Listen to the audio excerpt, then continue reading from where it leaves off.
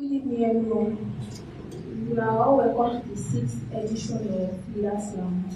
Our topic is titled Beyond Certificates, and it's a topic that is highly relevant in today's world that we live in, of which skills, innovation, experience, continuous learning are just important as all these formal qualifications. I would like to allow them to introduce themselves. Okay. Good evening, everyone. My name is Kehinde Lawal. I am the founder of Filter.ng, which is an e-commerce platform for the sales of building materials, agricultural supplies, and essentials. I am very passionate about finance, e-commerce, and sales. And I'm also a Binance Angel, which is a volunteer position where we educate people about crypto. I'm very excited to be here, and I look forward to having an engaging and insightful conversation. My name is Mohamed Sariki. I'm a principal consultant of Medical Sariki Digitals Limited. So what we do is digital projects like website design, digital presence, Facebook and Instagram ads, TikTok ads. So that's basically what we do, just to help your business get visibility themselves. And I'm really excited to be on this platform. I love, having intelligent conversation that we're going to have. So that's one of the things I love to do. I love something that makes me think deeper, creatively. So that is what I love. Thank you. Thank you, sirs, for joining us today. We are honored to have you here. And we are looking forward to learn from your experiences and your perspective. So I will start with the question. I have it from Mr. So the first question I have for you, sir, is: are degrees still relevant in today's world? Alright, the short answer is yes. Degrees are still. So the short answer is that degrees are still very relevant in today's world, especially in a country like Nigeria, right? But things have changed in the sense that degrees is no longer like a complete package on its own, or it's not longer one solution that once you have it, you are sorted, you are successful. So degrees nowadays is more or less like a foundation. So it's a foundation whereby you need to combine with practical skills, you need to combine with real-world experience, you need to combine with networking, continuous learning, and other things in order to be successful. So I hope I've answered the question. Thank you for that answer, sir. Next question. Why are employers placing greater emphasis on skills? Like employers, if you go for okay, let me say they are hunting for a job, and if you eventually get the job, they are always making emphasis on skills. So what do you think it is that why our employer placing greater emphasis on skills? Why do you think? Yeah, the reason why I think employer places emphasis on skill is because they want results. It is results. I mean, it is result oriented. An employer employed you for you to get results for the company. That is what they are paying you for. They are not paying you for because you have a degree. They are paying you because of the skill that can provide the results that they want. So that is why most people pay more attention to the skill that you have than your certificates, because that skill is what will give you the results that they want from you, not the certificate that you have. So I have another question for you. Do you think that someone can succeed without the university degree certificate? Is there possibility for that person to succeed? Yes, we have people who have succeeded without a university degree. We have a lot of entrepreneurs who have done that. even in Nigeria, I'm not sure, but last time I checked, this Igozon, chairman of Igozon, I don't think he, no, but I don't know about now, but when he started this company, I don't think he was educated in the literal way. So I believe that people can succeed without a degree. But I also believe that a degree will give you more opportunity to success than if you do not have a degree. A degree will give you more opportunity to success. Yeah, that's also what I believe. I think that's not the question, right? All right. Do you think that which one do you prefer? Is it competence or you think certificate? What is really the certificate or their competence? Okay, the short answer is competence, right? But if you have the both of them, that's still good. But the first answer is competence. Your degree or your certificate shows that you can learn and you have the knowledge, right? But knowledge alone won't, take you far. The degree or the certificate that you have will get you shortlisted for an interview. It can even get you a job. But when you get the job, what is left for you to succeed at that job, what will give you that promotion at that job is your competence, how good you are. And I want us to even look at it this way. Let's say we have two candidates that are applying for a marketing job in a company, right? One of those candidates just came out of the University of Ibadan, right? And he has a good degree in marketing. No experience about Facebook ads, Google ads. And on the other hand, we have another candidate that probably don't have a marketing degree or doesn't even have any degree, but he has done hundreds of marketing, hundreds of ads, YouTube ads, Facebook ads, Google ads. He has results of ads that are working. He knows what is not working. Now, if you have a real estate company that you need immediate results, who will you employ? So me, if I'm the owner of that company, I will employ somebody that have results, that have practical results. Thank you. So, sir, do you now think that certificates, degrees, do you think that they are now lost their value? Okay, that's a very good question. Degrees have not lost their value, especially if you are studying, or if you want to become a doctor, a lawyer, an accountant, an engineer. You still need to go and get your degree because there are certifications that you need to have, which without degrees you do not have that certification. But if you are not studying such professions, right, you can still succeed and really do well if you have practical skill, if you have real world experience, if you can network very well, if you can communicate very well. So to sum it up, some profession requires you to have a degree and some of these other skills. Whereby some profession you might not need a degree, but if you have these skills, these business skills, you really do well. Thank you. Yeah, in addition to what my friend here has said, we also need to understand that a degree can open a door of opportunity for you. It is your skill and competence that will, help you stay in that opportunity that your degree has opened for you. For example, somebody has a degree in marketing, and then you get a job because of your CV. You see that you have a master's in marketing. Good, amazing. But now we are asking to talk about the market research of the new product that we want to launch.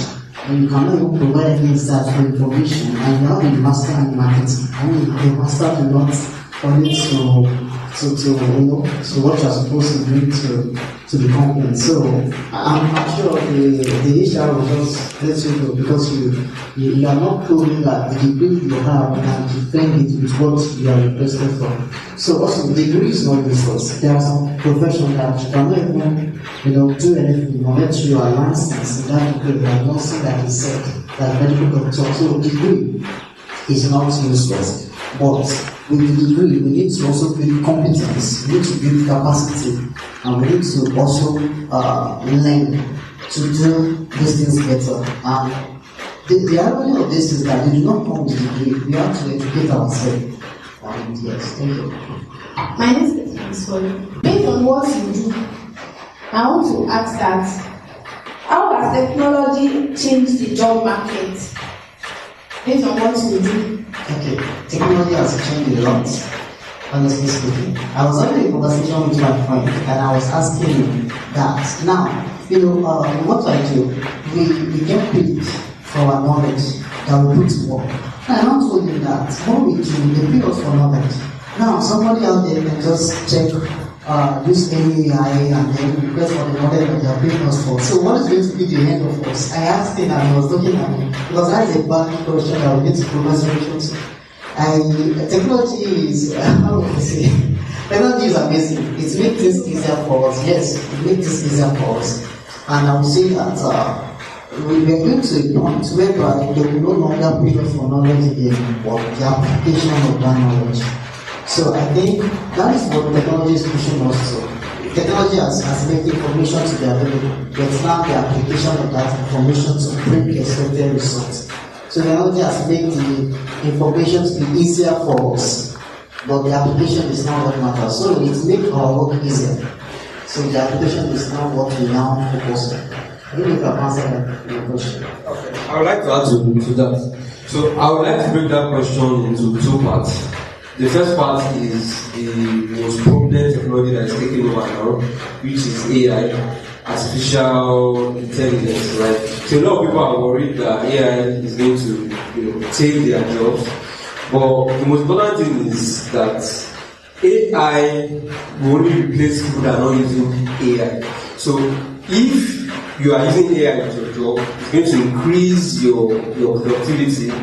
Like the good example I used to give is I have a friend who is a programmer, very experienced, and before in a month probably he does 2 or 3 jobs. But with AI now, he's doing like 10, 12 jobs. So maybe all junior developers that are coming now, people like them, they are taking all the jobs. But if we can also employ AI, right, we will really do well. AI is just like, let me say, the calculator. So calculator did not replace mathematicians, right? It just aided them in their work, to work really well and be more productive. The second part that I would like to talk about is what we also call AI agents. So we have AI, we have AI like ChatGPT, Gemini, Claude, which knows a lot of things, right? It has you can get a lot of information from it. But we also have AI agents that can do things for you. So AI agents can handle your customer service, it can handle your calendar scheduling, it can handle appointments, it can handle a lot of stuff. So I think people should also look into how they can use AI agents to probably be more efficient as a business person. So you don't probably need to employ a lot of people, right? With 2 or 3 persons, a company can be really productive and profitable and really do well. Then my next question is for you. I think you agreed with people to gain more knowledge. So my question is, do you think that universities should do more of skills development? Of course, universities should do more of skills. And one thing I see with many universities, especially in Nigeria, is that most of their curriculum are dated. If we want to tell ourselves the truth.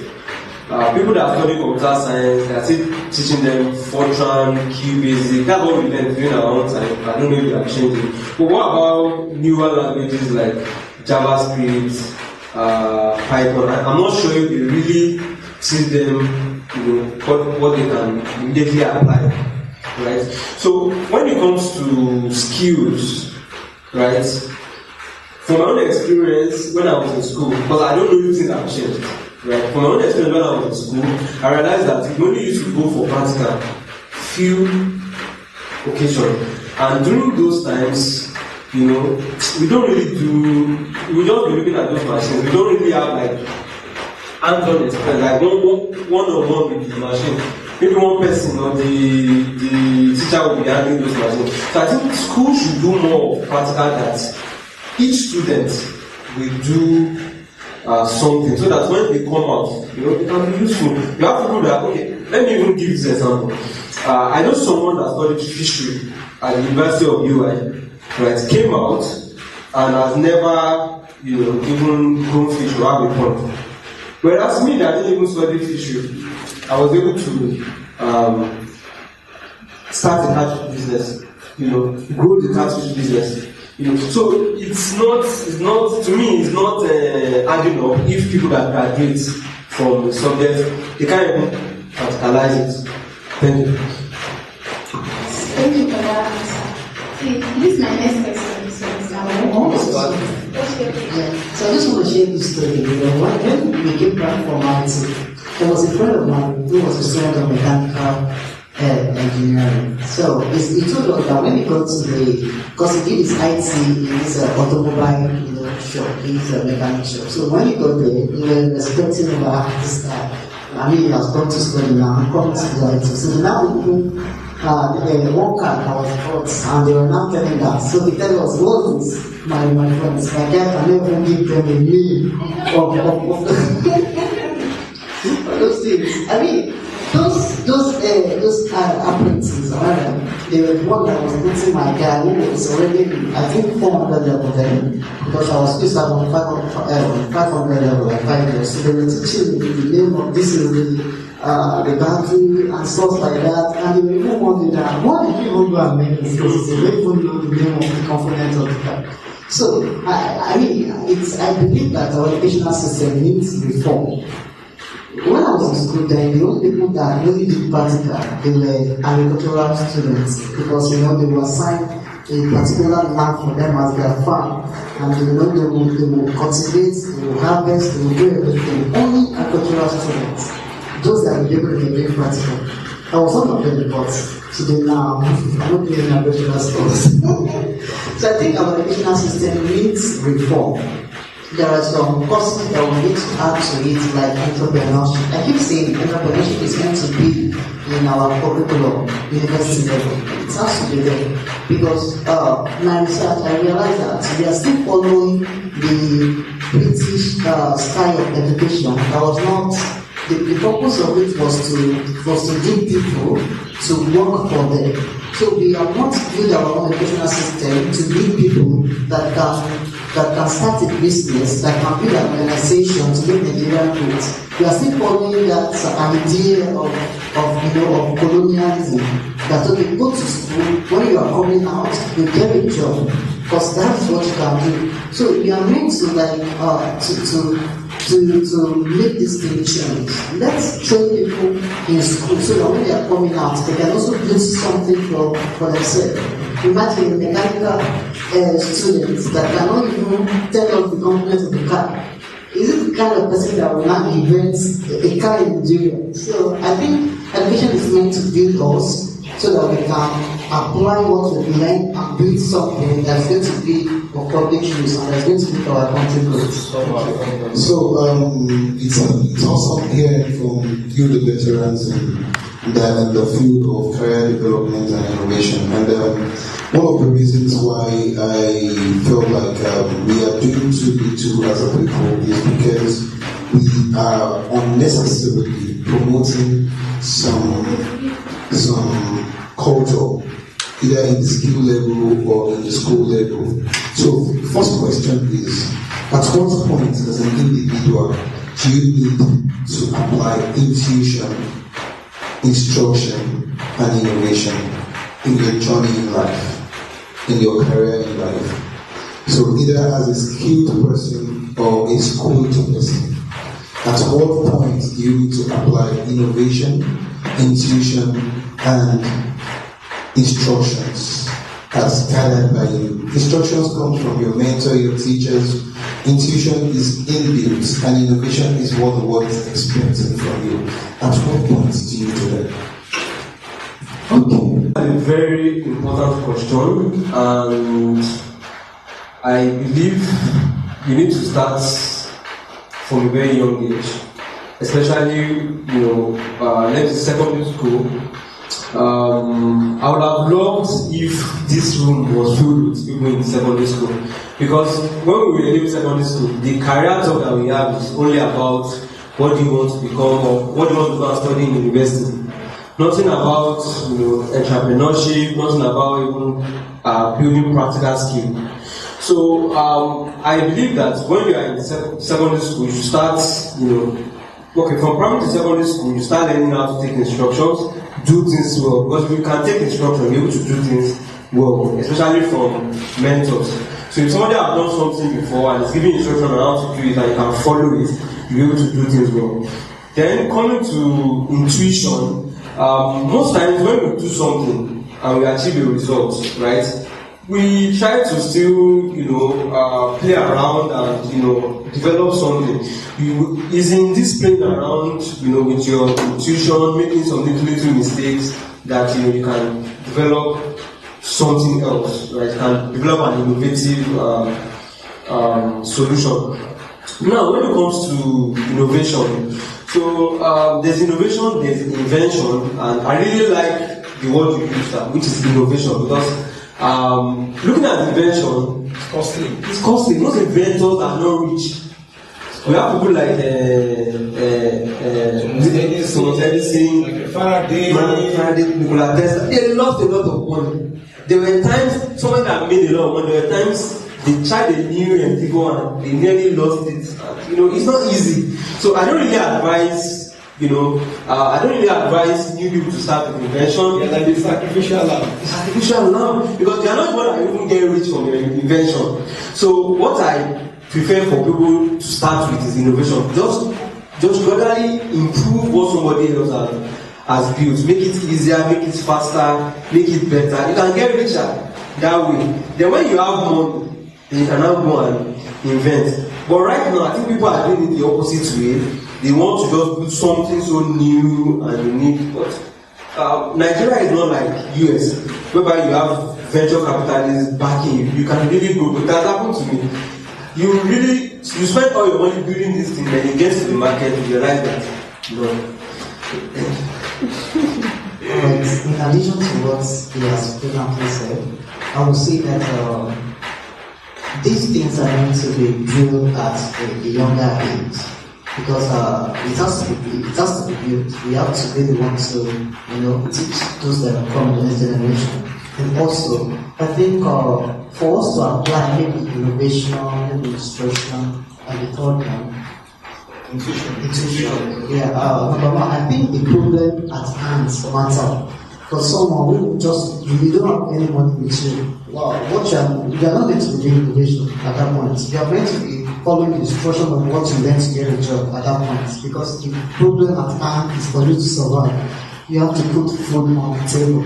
Without food on the table, nothing matters. So you have to put the instruction, what you were taught in school, and bring to your CV, and then get a job. That is what matters. And if you are someone who has already, you are taking you put food on your table, then you cannot think of innovation. Like they said, innovation is quite costly. Now, I was reading the life of Nikola Tesla. Nikola Tesla built the principle that Elon Musk built Tesla now. But look at the guy. The guy died poor. Elon Musk is very big. Elon Musk, he's living now, but he was using, his invention. So I believe that in Nigeria, I will recommend innovation than invention, because invention in Nigeria it's top. And I believe that this is my innocent. It is innovation. It is not invention. It's innovation. So I believe innovation is something that we can apply. And also, the problem at hand matter. in what we apply, and also the context, like Nigeria now. I will not recommend invention for anybody. You both agree on that.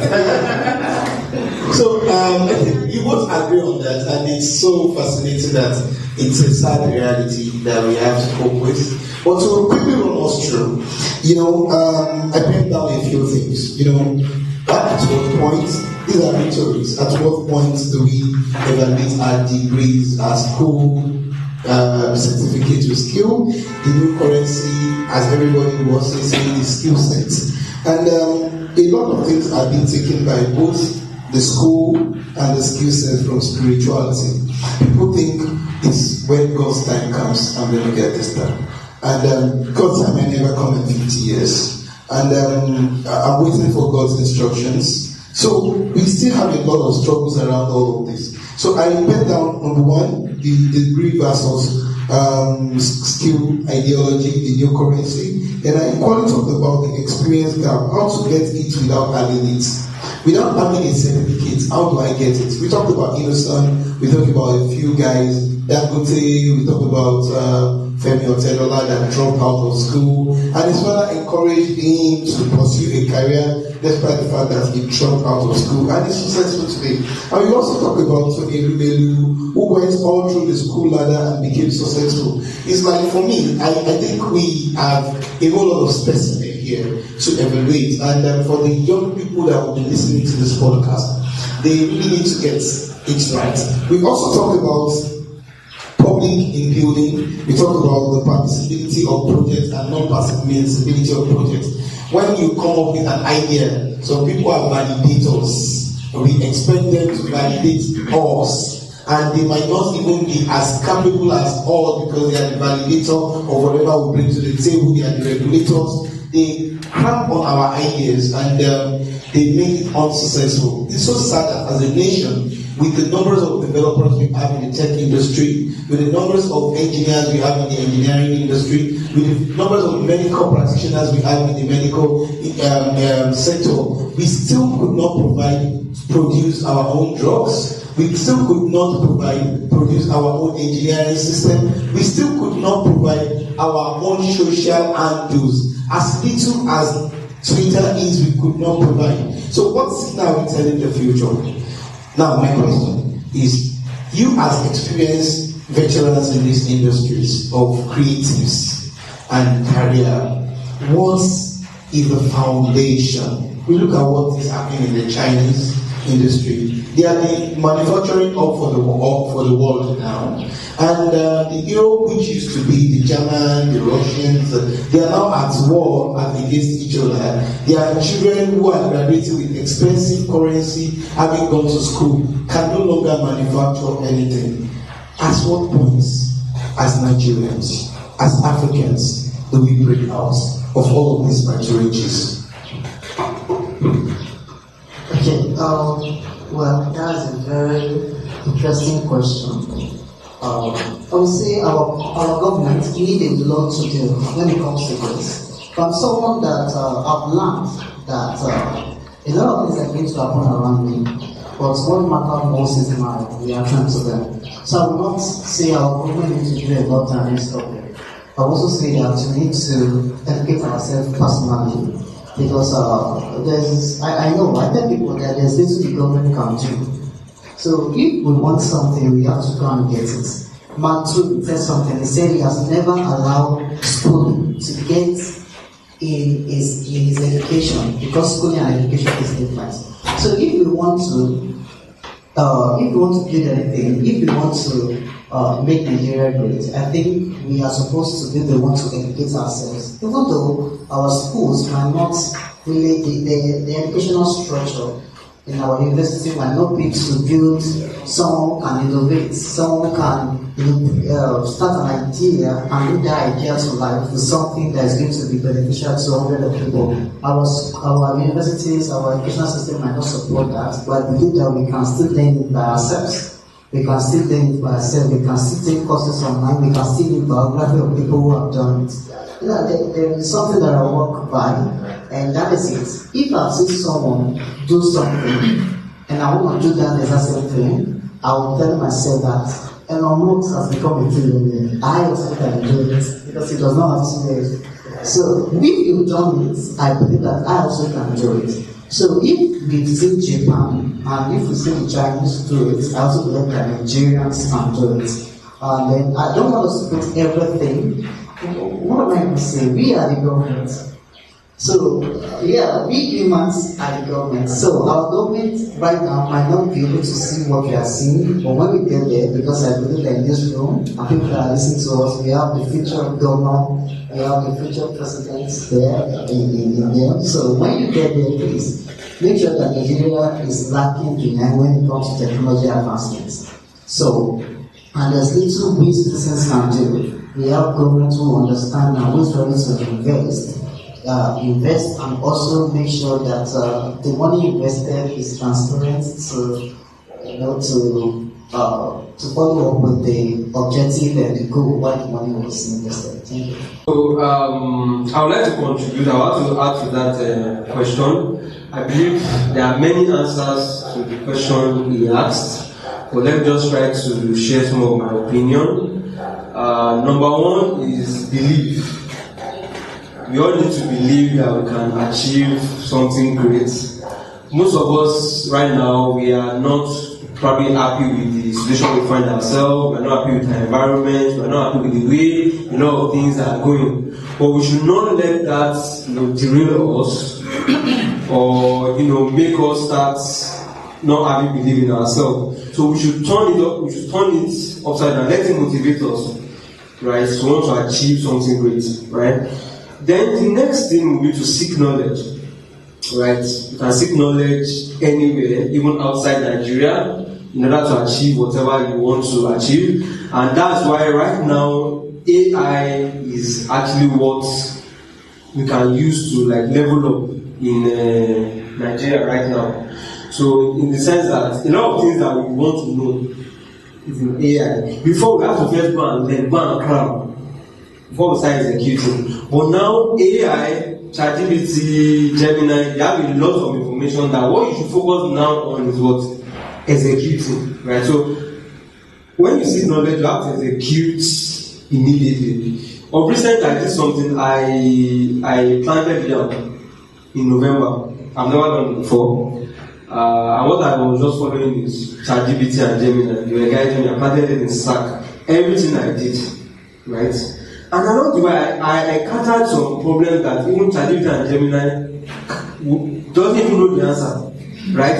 But by trying, I now got to even find a better solution that few people know about now. And now I'm now more experienced in the yam, farming. I know what type of sack not to use, right? I know what I can use that is even better than using a bamboo. So the next thing is immediately execute, right? Right now, whatever you want to do, it's not about just, okay, you should learn, but when you learn to a certain stage, you have to execute this thing. A lot of us have books at home, we have libraries, a lot of books that we have read, and there's no one thing like this that we've implemented. So, all this strategies, they have the information. You learn something now and do it. Now. Then another thing I will add to it is focus, right? So focus means in the business world, it means follow one course until you are successful. So that is very, very important. We are living in the world of social media now that a lot of people get distracted. So that's why you see that this thing is trending now. Everybody is running into it. I think that's one of the major things that affected us in Nigeria. Agriculture was doing well before. Then crude oil came. Everybody ran towards crude oil, left agriculture, right? So it's as if everybody is chasing what is paying most at the very moment. So we need to be able to follow one course. I myself am guilty of this, shining objects syndrome. There's always something new. YouTube, or recently I even got myself trying to also learn faceless YouTube. Because I'm like, no, let me just focus. We need to focus. Then another thing I will still add is sales, right? A lot of people are going into business, but they don't really know much about sales. Sales is very important. You need to be able to sell your product to customers, you need to be able to sell your ideas to investors, you need to be able to sell your dreams to your team, you need to learn sales, right? Then after you also learn sales, another important thing is people need to be able to understand markets, supply and demand. I believe a lot of youths who listen to this podcast. One mistake that we usually make when we are starting a business is we don't consider the end users. We don't even do market research. We don't start from the customer. We are starting from what we want to build.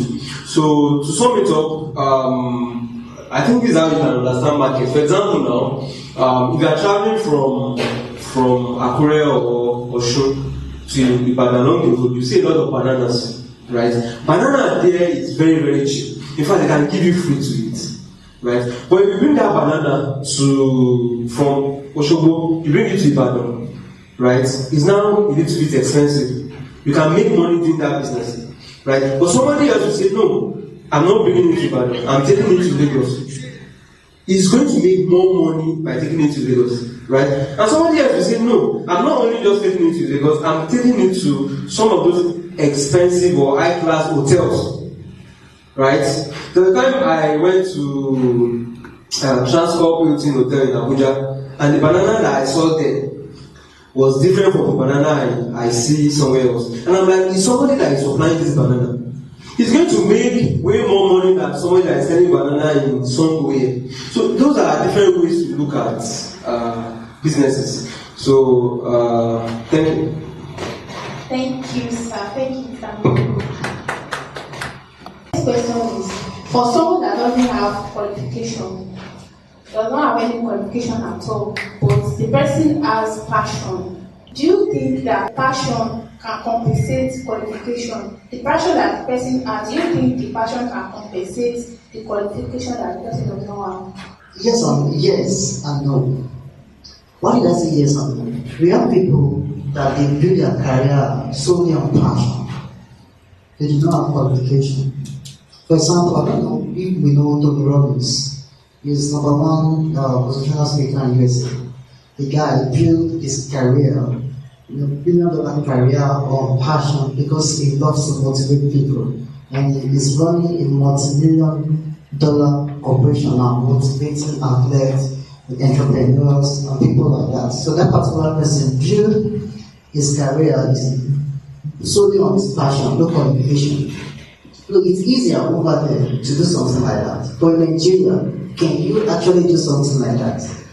Well, you can do something like that, but it's going to be tough if you don't have a qualification. Because in Nigeria, we respect qualifications a lot.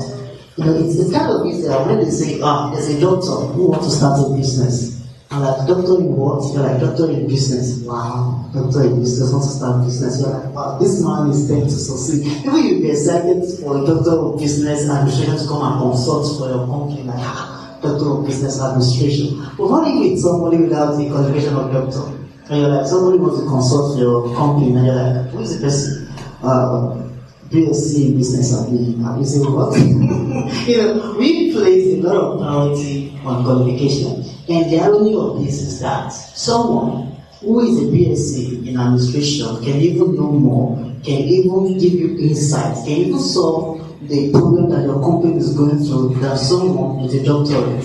Because it is not about the qualification, it's about the person, it's about what result the person can bring to the problem.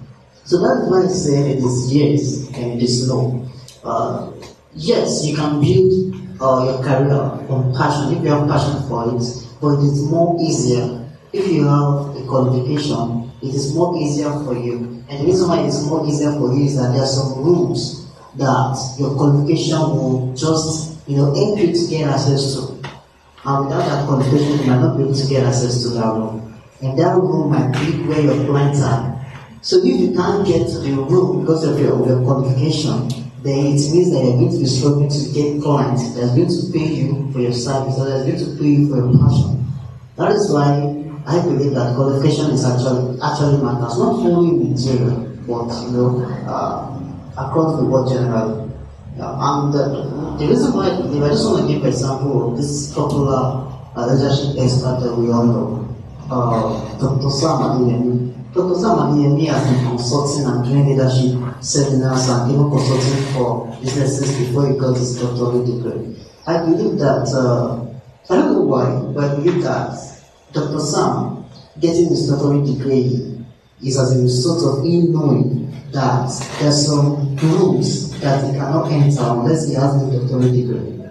And I'm not even joking. If you want to attend some seminars online, they will request that you should be a doctor before you can attend that seminar. I'm serious, international seminars. It's only for doctorates. Like if you have doctorates in your field, then you can attend that seminar. If you do not have, please. Yeah, it's like that. Yeah, thank you. I would like to add to it, especially from a business perspective. So passion is very, very good, especially if your passion is something that solves other people's problems and is in high demand. But there can also be a passion trap, right? Passion trap whereby you just want to learn what interests you alone, or you want to do what interests you alone. But you need to also ask yourself, is there a real demand for this my passion in the market? Right? Because your passion can pay you, but in Nigeria, it's quite hard to even get maybe 1,000 naira from anybody here. Right? But there are some products that people have built, right? And that product people are paying for. If you study your user, if you study users, end users, you can see they are paying for these things, right? So you need to first identify what's already working, then build from there. But if you want to start from your passion and go to the market, it's good though, and I hope your passion will be something that is in high demand. Thank you, sir. Our next question, and it's about fresh graduates. Like, why do you think that all these employers, why do you think they demand experience from fresh graduates? Because I've experienced it. Just imagine, it's already in my CV that I'm a new graduate. I think sometimes 2024, I just complete my NYC. And when I was hunting for a job seriously back then. So I went for this interview. It is stated in my CV that I just graduated, and people are asking me for 3 to 5 years experience. Excuse me, how do you want me to do it? So please, why do you think that all these employers, they demand for experience from fresh graduates? Okay, so when it comes to employers or business owners, they want immediate results, right? They want someone that can be employed now and is going to contribute immediately to that company. Because business world is competitive, right? So they need somebody that, can you code? Can you sell? Can you design? Can you manage people? What can you do now that will add to the productivity of my company, right? And I think one of the reasons why they ask for experience is that recently I realized that most companies don't really want to be training people again. Yes. Because they know that they train you now, within some few months or years, you've left. Yes. They train another person again, they've left. And if you are the employer, will you keep using money to be training people? I also suggest they train people. I'm not saying they shouldn't train people, but most of them are now wise. They want somebody that have the experience already, so that they will pay you for your experience, then you deliver. But there are always tricks that you can do. So if you don't have the experience, right, or if you have little experience, or let me say it's not up to the number of years, there are still ways that you can go around. You can even visit the company yourself, talk to the HR. Right, you can send a letter to the CEO, right? You can even say, let me start as an assistant in that position. And say, don't pay me. Do you understand? So there are other ways to go about it. But the fact is that businesses, they want immediate, results. They want to start seeing your impact as soon as possible. Would you like to? Yes, in addition to what you have said, I would say that when there are entry-level jobs where they might not request for experience, and secondly, when they are asking for experience, you should see it as they're asking that where have you produced this kind of result? That this kind of a role, this result that they're expecting for this particular role. So that is basically what they are asking. And in your IT, if you've done something similar, you can maybe, for example, I'm into digital world, right? So I can see that during my IT, or even if it is a self-project that I did for myself, I can say I've completed 4 digital projects. And I can show them. They're asking you what you've done, what they have to experience. You can also talk to them about what you did in your IT, like just frame it like a result that you got for the company. I'm looking for for example, now maybe as a biochemist and you did your IT in a chemist store where you attend to customers. So you can actually frame that experience as during your IT, you attended to customers and you were able to increase the company results as before they were probably having like maybe they were having 30% consultation, lower consultation because there's nobody to give clients complete information about the kind of drug that they want to do. So because of that, they do leave annually. But when you go there, you change the structure and you're able to increase their clients because of that particular thing to 70%. So when an employer hears that, like, oh, when you were doing your IT, you did that. So they are actually looking forward to, okay, come and do this in our own company also. So your IT is just the way this corporate world, it is the way you package yourself that matters. It's not something, it's the way you package yourself that actually matters. You suggest you should lie? No, like I said, you actually work with customers to get their drug. You did not lie, you just package yourself. Yeah, there's something called corporate words. So corporate words. If you don't like someone, there's a way you can tell them in the corporate culture that you are not going to use the word like. So yeah, I think it is something that we need to be expressing ourselves. Yeah, so you don't need to lie, you just have to put your experience in a corporate way. That, of course, just make sure that the result you are telling them that you perform before, make sure that you can also replicate something like that or even better. So if you cannot, replicate that will show that you are lying. But if you can, then you're not lying. But if you cannot, you're lying. Just make sure that what you can do, package what you can do. Everybody does it. The business people, they package their products for you. That is why we see at M7 with the packaging and then they give it to us. I mean, what is special there? It is rice. You always rice and chicken, right? But it is the packaging. I mean, with their logo and everything. Even some people even use their lineup to carry this around. I mean, it's packaging. We have to package ourselves. So that's what matters. So, in one word, what makes graduates employable? Packaging. Yes, yeah, packaging. Packaging. Okay. I have a question. You are talking about packaging. Do you mean is packaging proof of your work? Because if you say one word, what makes a graduate employee is packaging? What about proof of your work? Okay. Now, let me explain myself very well. I said that if what you're packaging you can deliver it, then you're online. So you're packaging what you've done. You're packaging what you've done. Like, I got to realize this, that since I've been doing digital projects, websites, and different ads, I was trying to apply for a job. Then I now sat down and I now consulted ChatGPT and I told it everything I've done.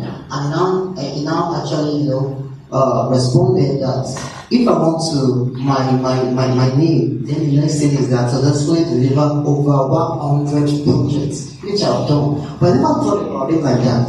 So if you are an employer and you saw my CV and you realize that this guy has completely delivered over 100 digital projects, you'll be fascinated, right? That is not a lie. I've been doing this for over 10 years and I've done more than that. So it's not a lie, it's packaging. So if I just go to you now, that is not on my CV, you just probably think that this guy started maybe 2 months ago, or what have you done, or stuff like that.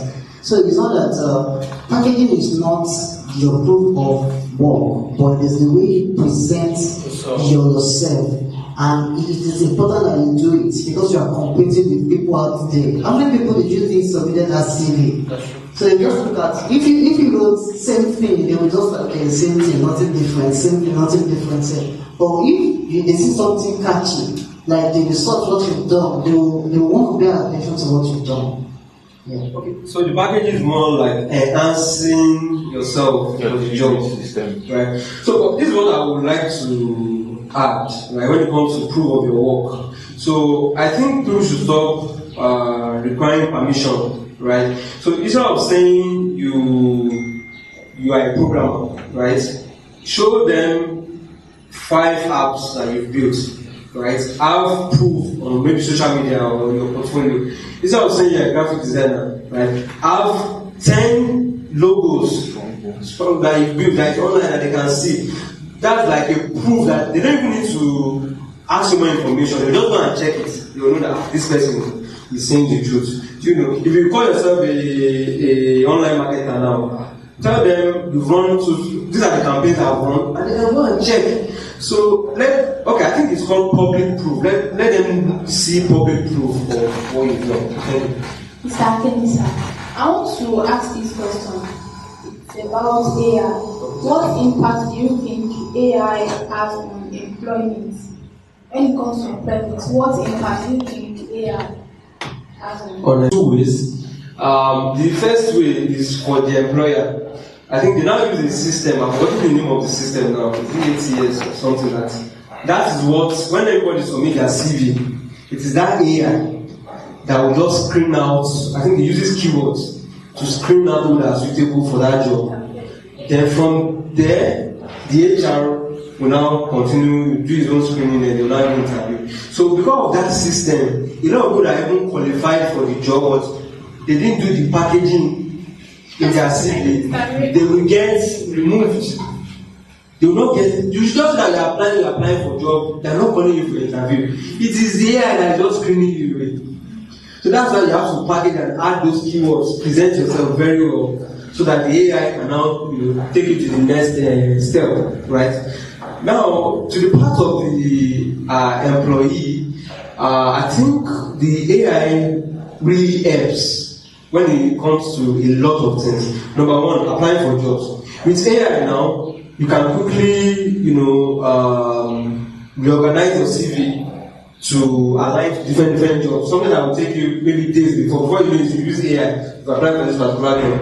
You use AI, you apply for this particular job. So you can use AI to do a lot of things. Even things that you don't know, you can quickly use AI. Even, let's say, you do package or you lie a little that you know this thing. And now they employ you, and they're not asking you, well, come and do this. You can quickly use AI and it will help you. Also, there are some tests that they give when they want to employ. We are going to do this test. AI can also help you. And to the employer, that's why you have to be careful, because some people, now AI do the job. They are not really that skilled. So you need to be, I think some people now, they will tell you don't use AI. Or they will use zero AI software to be sure that you don't just do copy and paste. I want to say something besides that. Yeah. And like you said, you can also use AI to help you draft your CV to tally with that particular job you are applying for. There was a particular time that I applied for a CRO, customer rate optimization job. So I have to use their keywords. Like you say, ATS, I think they call it ATS. Yeah, it's going to scan for that particular keyword. Okay, in that particular job I applied for CRO, so there are some keywords that I need to put there, like A2B testing. I need to put, funnel design, customer rate optimization. I need to put all those keywords. So that's what they will look for. I'm talking in my own career now, so yours might be different. If you're a nurse, I'm not expecting you to be putting A2B testing, no. So I'm expecting you to be putting maybe understanding patient care, things like that. So it's actually different. And also, You said, no, I'm not teaching us to lie. I'm saying that we should understand corporate language, to understand packaging. Of course, I've done more than 100 projects, and I put 100 people. That's not lying. You see developers that have built different buildings, like 50, in their company profile. That's why they have 50, 50 maybe residential projects. They will put it there. It is not mine. It is what I call credibility. People are looking for what you've done. Don't put what you've not done, because if I want to employ you now and you're saying that you've done 100% projects, I swear to you, you will show me the list of portfolio. You show me your portfolios. I might not go through it one by one, but I will see those portfolios, and I have mine. So don't say that, okay, I've done this or you've not, especially if you're in creative space like me, because I will request, okay, let me see your portfolio. If you've done 100, I expect you to be able to show me like 10. Let me just 10, because that 100 you might have forgotten some. So just show me 10, you say 10 in the last 6 months. So I'm not saying that we should say what you've not done, but what you've done, let's package it. And also, if you're in a creative space, it's even easier for us to get a job, because people want to see what you've done. They want to see what you've done. They are not even asking for your certificates now. It's what you've done. I don't care if you have masters in website design or AI, and that's not my concern. I want to see what you've done. Show me the website you've designed. Show me the code you've written. So it is about what we've done, not like we should package what we've not done. That can backfire. Companies able to do background checks, so come very bad. So I just want to add to the term packaging as reverse again. So for me, based on my experience with interviews, packaging actually comes with understanding showing deep understanding of what you're actually doing, and they also want to know if you are responsible enough, and also are you accountable. Now, let me share experience of one of the interview I did recently. They asked me a particular question. Now, what was this particular job that I did with one of my supervisors when I came my IT? Meanwhile, I have written what I did. I wrote it down already and I've sent it to them. But they want to hear it from me. But at that instance where I was like fidgeting, I could not give an explicit things of what I did. I mean, those things I actually wrote down. I actually did them. It was not that I was lying. But after I finished the interview, I actually regretted that, I should have actually spoken more on what I did. Because they wanted to know, okay, am I accountable enough based on the things I've done? And what experience did I gain from those things? So, the packaging, like before, I actually think it was usually lying. But based on my experience from interview, it's actually showing just accountability, responsibility, and deep understanding of the things you've done. You're right. Yeah. I think there's this interview question that Elon Musk usually asks, like, what's the hardest thing that you've done, right? So some people, because they know that you ask that thing, they will go and frame something to say in that interview. So how will Elon Musk know that they're lying? If you cannot give deep explanation of that thing, if you're just giving surface level, superficial answers, they will know. But you can give deep action, everything that you did. You can tell the story. They will say, this person, he did this thing. Yeah. So it's not packaging lies. Yes. Any other question from audience? Okay. Mr. Aike. Yeah, please to ask question. Yeah. No, you have to open the floor for the audience too. Alright, so here's the thing.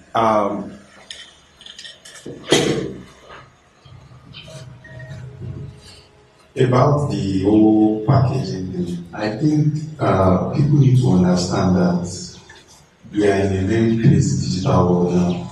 If you want to buy something from someone, you want to trade with a person online, people now vet. If you say you want to get a job, I promise you, somebody will vet. If you say you want to marry someone, digital world leaves a digital trade. Yeah. You might assume that, I once used one hookup site that time as a lady as I was hustling, and I've deleted the account. I'm sorry, that account is not gone. There was a time I typed in some usernames or some accounts that I used back then when to go and all these things. Most of those accounts, I don't have them, they've been closed down. But guess what? Google still brings them out on the search directory. But once you click, it will tell you this website is down or no longer exists. So if you say you've done something before and your employer or whoever it is you are dealing with decides to go after you, to screen you, like, okay, let me see through this person. Let's look at, we have like 1,000 people that apply for this job. Let us just look for anything to kick anybody out, as little as it is, they will find it. So please, just like I said, it's not lying. Anything you are writing is just the delivery system. If I want to apply to a company now, I'll go to that company's website, look at everything the company is about. They are about their goal, their plan, whatever, the brand voice, everything. I cannot use AI to say, okay, help me make my CV tailor it to the needs and vision of this company. So it's easier for that company when they are using any software or a manual, checks that, okay, we want to employ someone that this guy, the way he tuned his voice, the use of words and everything. Even when I'm commenting now, if somebody tell me, please go and leave a Google review on our Google page, or I just don't type what I think about that person's business. I'll tell AI to help me restructure it in a way that it helps, the SEO, so that search engine will know that this is what they are looking for. I still did it for somebody in an hotel in Lagos recently. I took my time. People were just typing Google review. I took my time because I wanted it in a way that when people search for hotels in Lagos, that person's hotel will come up first, even though it's not the most expensive, luxurious hotel. You understand? So it's just word optimization. If you understand it very well, it will help whatever you're doing, whether you're filling up CV or anything else. So please, people are doing background check, but you'll be surprised how much people pay for background checks. To ensure, you can't tell me you want to use somebody as HR or manager in one of the branches of Dangote's company, and you go and lie. They will check everything. They will check your marriage, your past history. Something that as little as your phone number can bring out all the accounts you ever created in your life. Accounts that you've forgotten about, all your Amazon, you won't even remember. We call it digital mapping. If you show like a map, just where you see your Google map, you show everything you've done in your entire life online. So please, digital trade also matters. Thank you.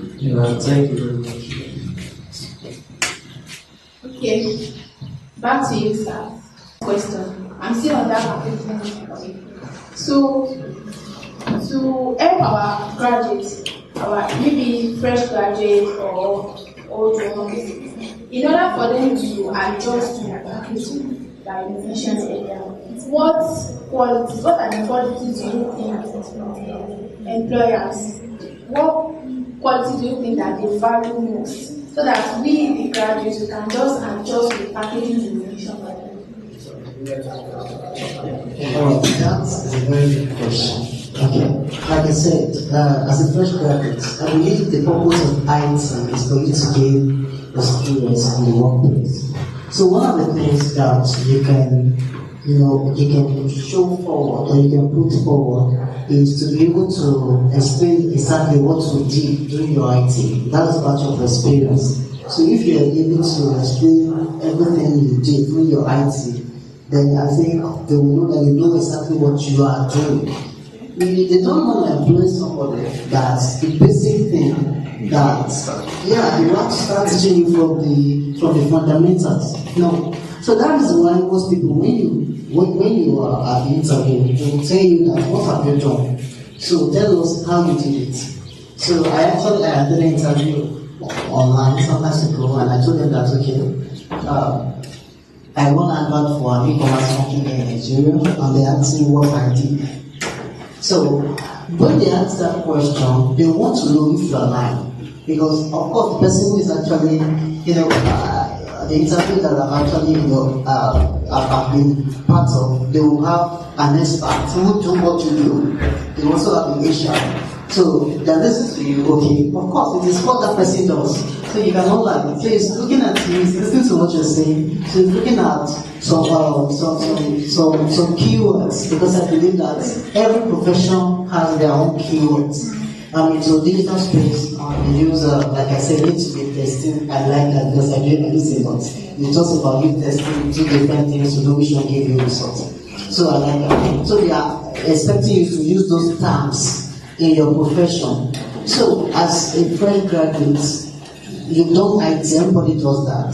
So when you are now talking about your experience, one thing that can differentiate you from others is you using the terms that go with that profession. Yeah, that align with it. As a nurse now, you should know patient care. You should know what you do when someone is having technologies that they use. The only thing I know is patient care. I mean, that one is common. So what I'm trying to say, know the technologies. As a digital marketer now, because part of what I do, I know a lot. I know data. I know Google Analytics. That's the tool that we use to test, our website results. We have meta analytics to test people who visit your website why they did not buy. So if you're using video adverts, so there is something that we use to check the people who watch this video. So you get your insight if your video makes sense, if it's attracting people. These are the things. Now, if you want to employ me to run advert for you, and I'm telling you that, okay, if you use video ad, there's a meta analytics that I need to use if the video is performing. So I need to check, maybe the video was 30 seconds, people watch it for 30 seconds, 60 seconds, 90 seconds. Then after that, I will use your website workflow to understand where the customers are stopping. Because, there is something we call funnel system. Funnel system is a way that, it's customer comes to your website and they follow your website through, you guide them to make purchase. So no, I've spoken all these things. They realize that this guy is expert. He knows exactly what he's doing. But if you say I'm digital marketing, and I'm telling you that we will design graphics and that's all. I mean digital marketing and I'm telling you about graphic design. That is wrong. So as a fresh graduate, you need to understand the technologies of the profession and make sure that you can use it as much as you can. If that is what you've been doing, I mean, just because when you are speaking, those people that are interviewing you, they will judge you based on your CV and the way you approach their questions. That's the total they will use to judge you. So if you are a creative person, they will also look at your portfolio. But if you are not, they will look at the way you answer their question. They will look at the way you use the keywords, important keywords in your profession. So I think that is the major thing they will look at. So if you think that you have an experience during your IT, they want you to explain to them what you did. And as an engineer now, you will not be saying that you'll not be explaining to them like a normal person, like a layman like me. Imagine they're interviewing a doctor now, and I'm saying that when the person has wound, I will use water to wash his feet. And as a doctor, they're not expecting that from a doctor, right? You expect the terms that you should use. Yeah, thank you. Okay, I think you have said it all, more or less showing that you have domain expertise in that particular profession. Don't show them that they're a confused person or that they're just trying to probably jump from one profession to another. So, but I think when you go for an interview or when you start the job, you should also show authenticity, good character, have this owner mindset. Whatever you are doing, I'm the owner or you see problem, so problem. Thank you, sir. Thank you. To lay more emphasis on experience and education.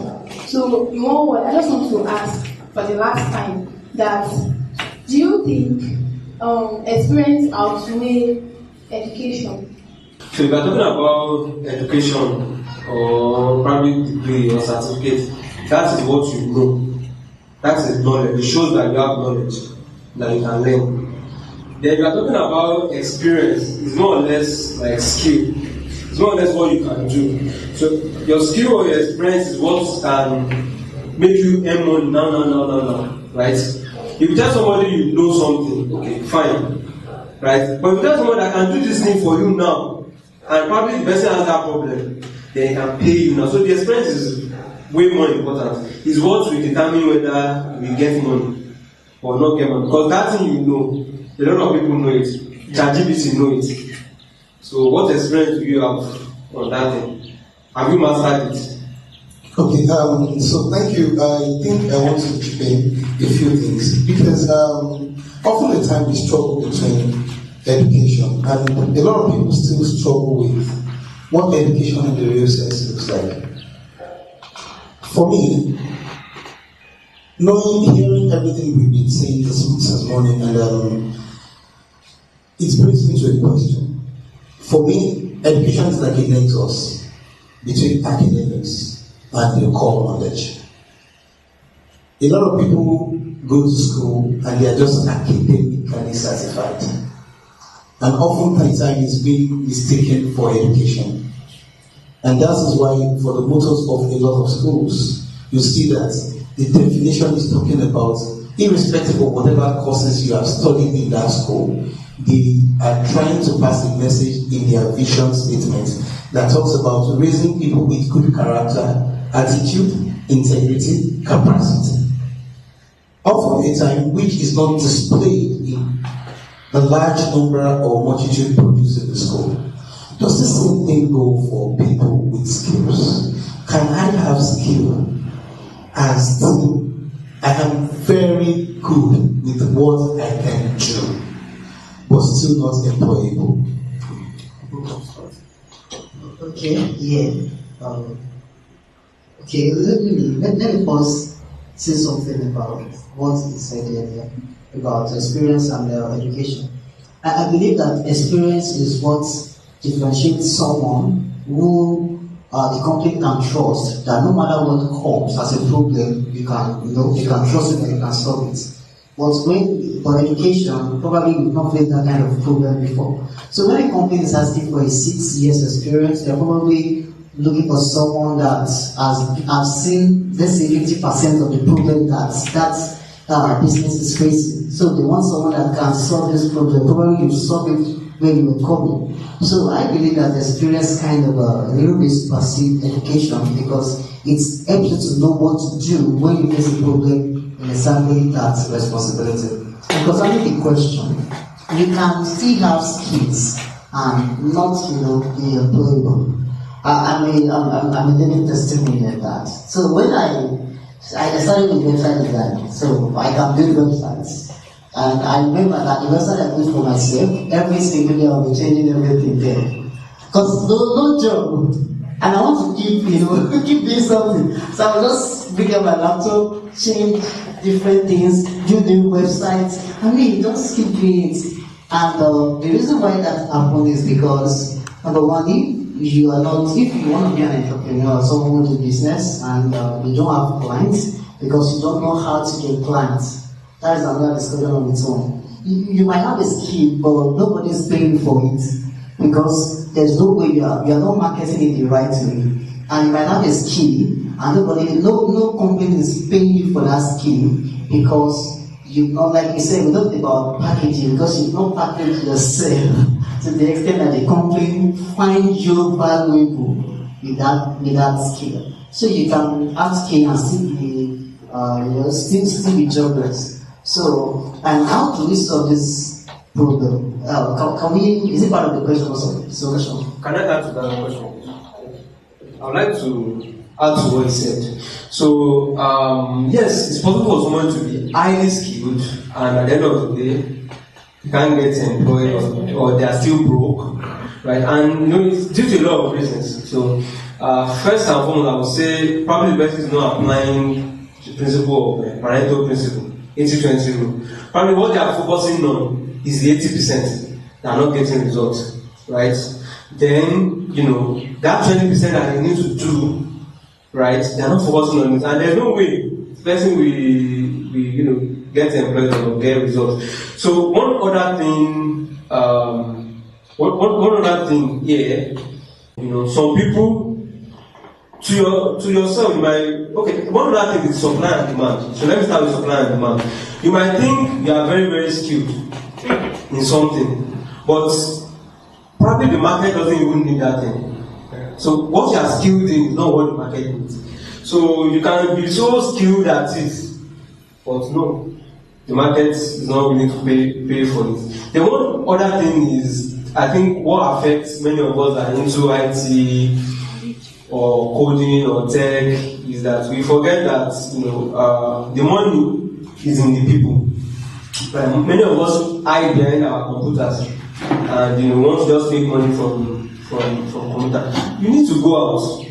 Right, this money that you want to make, the solution, all these things, you need to go. Everything, a lot of things still happen in real world, not just internet and I'm learning it late, not just internet and social media.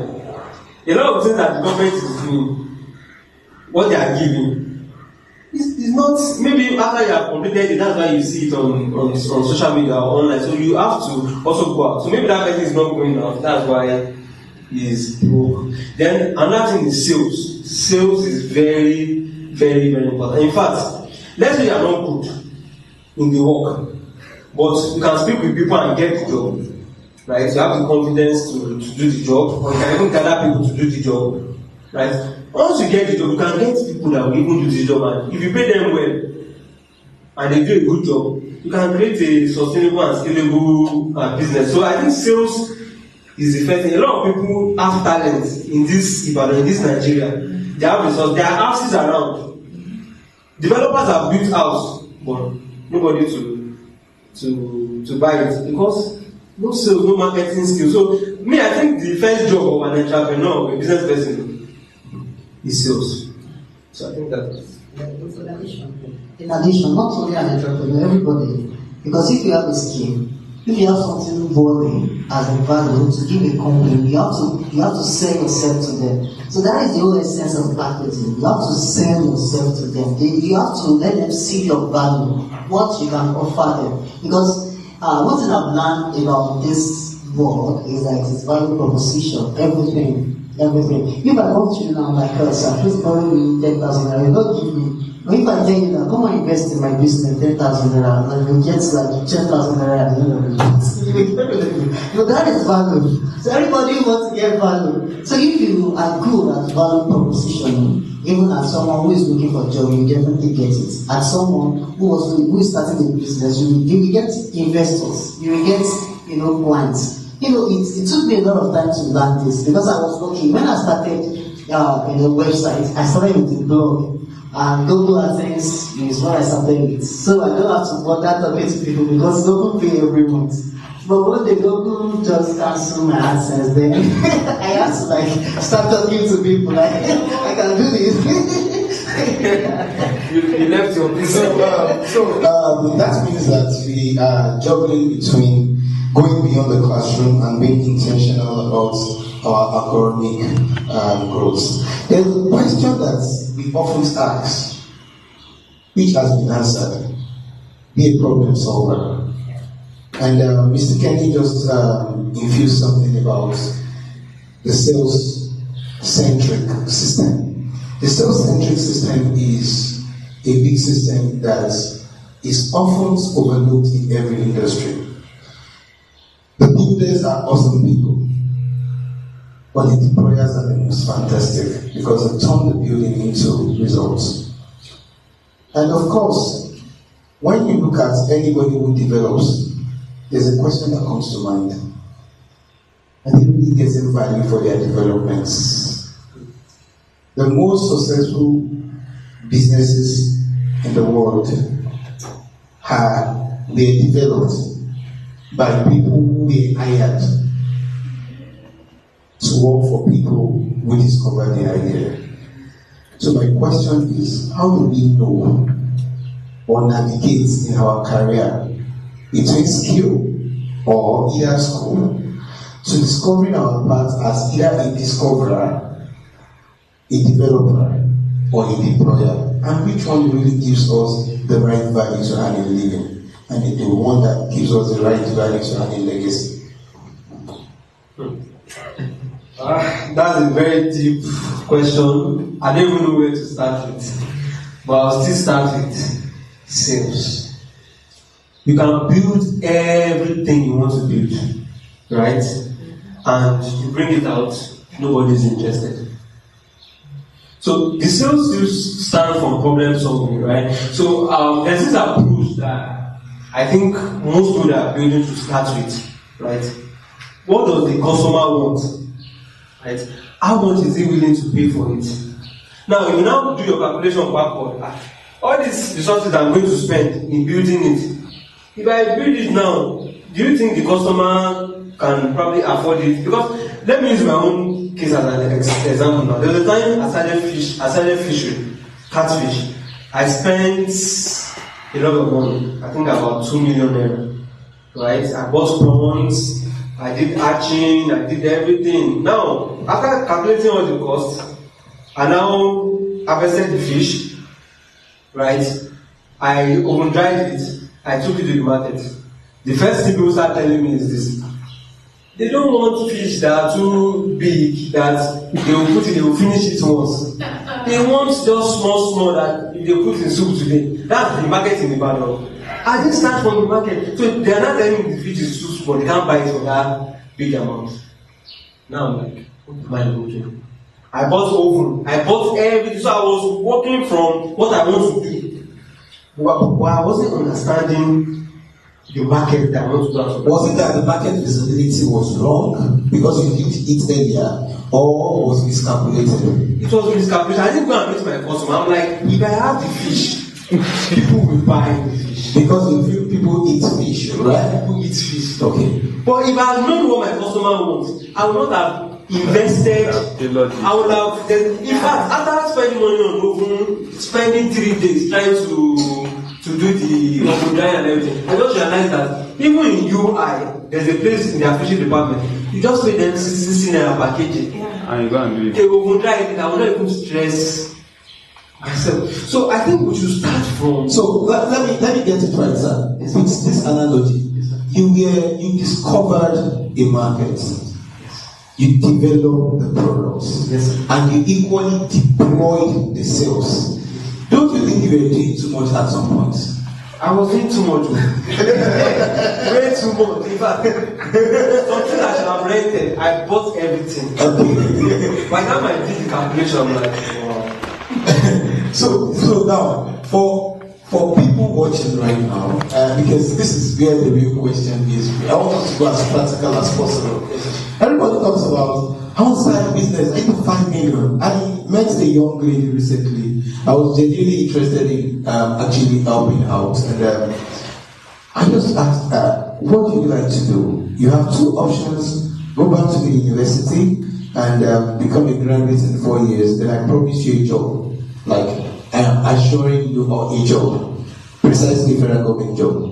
Or do you want to do business if you don't want to go to school? This is a girl that is very, and what is the point of attraction is she's very good with calculus. We were in a business meeting, she came with her boss, and she was doing all the maths without the calculator. All the maths for us, all the big numbers, all the 7 figures, she was doing it without a calculator. I was like, are you a graduate? She said she's an SSC holder. Now, this is the question.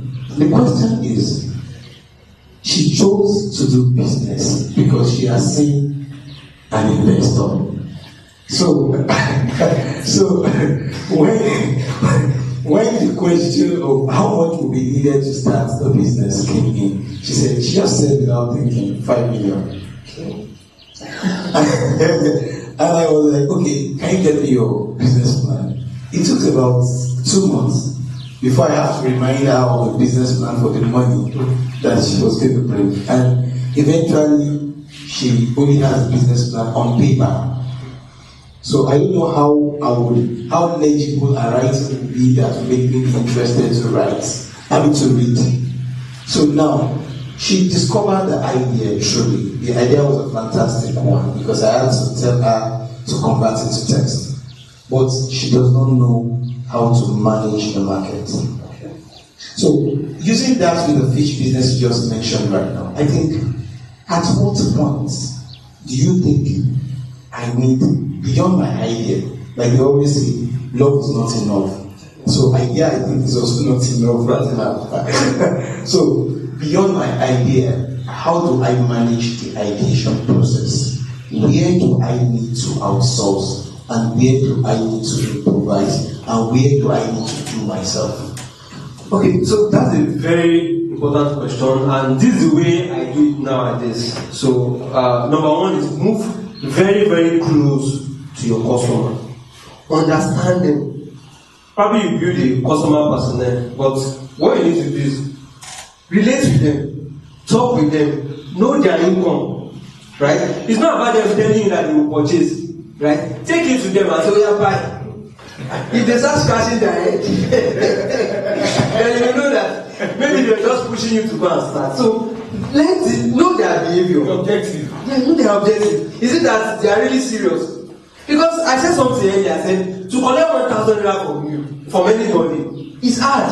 But if I study what you are using 1,000 naira to do, you are buying soap, you are buying all these things. Probably if I bring the soap to you, you will buy. So once you have now stay very close to them and you are sure that at this thing they need it, they can pay for it, the next thing you now do is do your maths. Place backward to know, should I start spending a lot of resources in the production, or maybe you should do something wiser. For example, now I now shifted. What I now do most of the time is, for example, now let's say I was doing something online. Somebody said they needed maybe about 20 million to start a poultry business for laying of eggs. Somebody just told the person, you better find people that already have the eggs.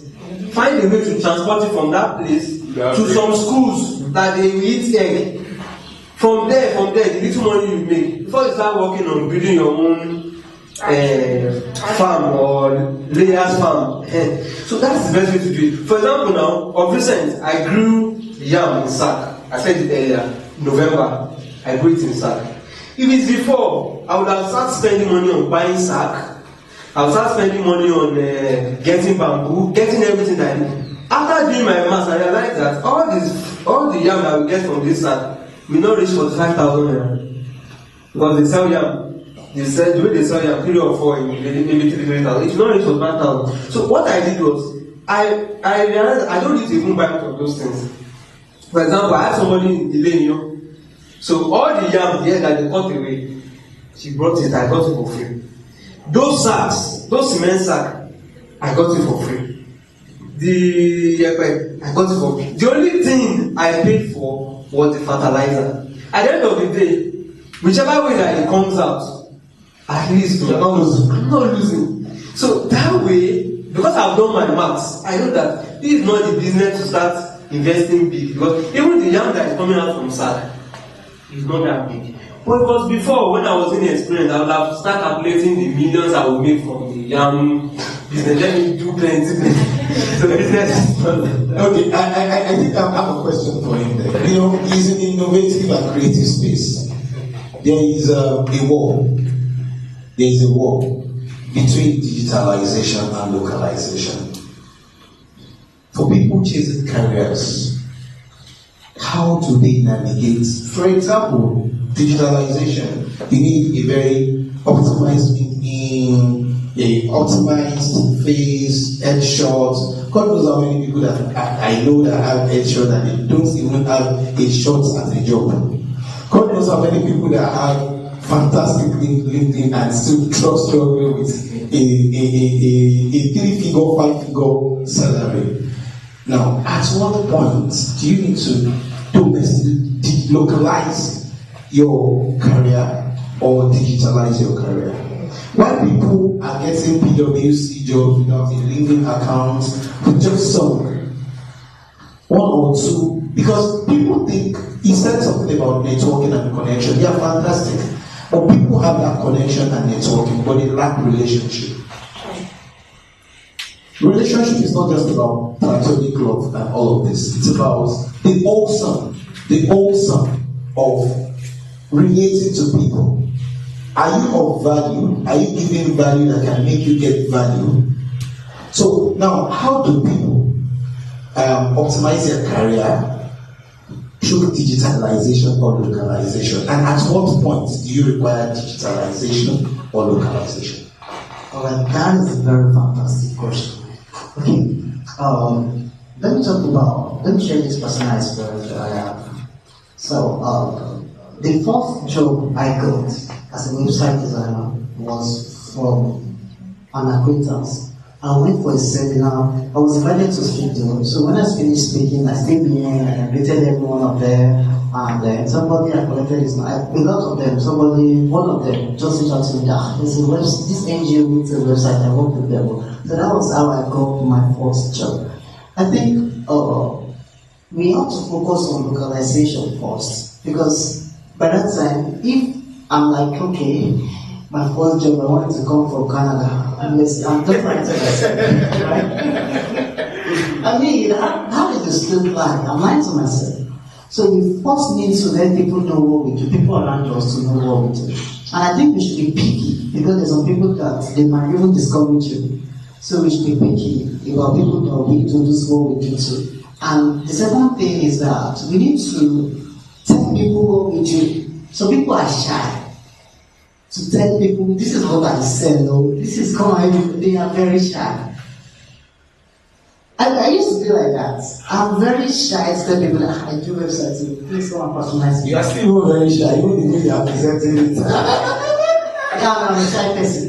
But it got to me that when I came to Ibadan and I lost my job, of course I resigned though, because I was making money. But what is bringing money stuff, that accent, then I need to understand that I need to tell people what I do, otherwise I'm going to die in this place with no mother, no father. So that I The survival instinct. I tell people, I go around the street and I tell them this is what I do. I have a card. My picture is there. So I'm not running away.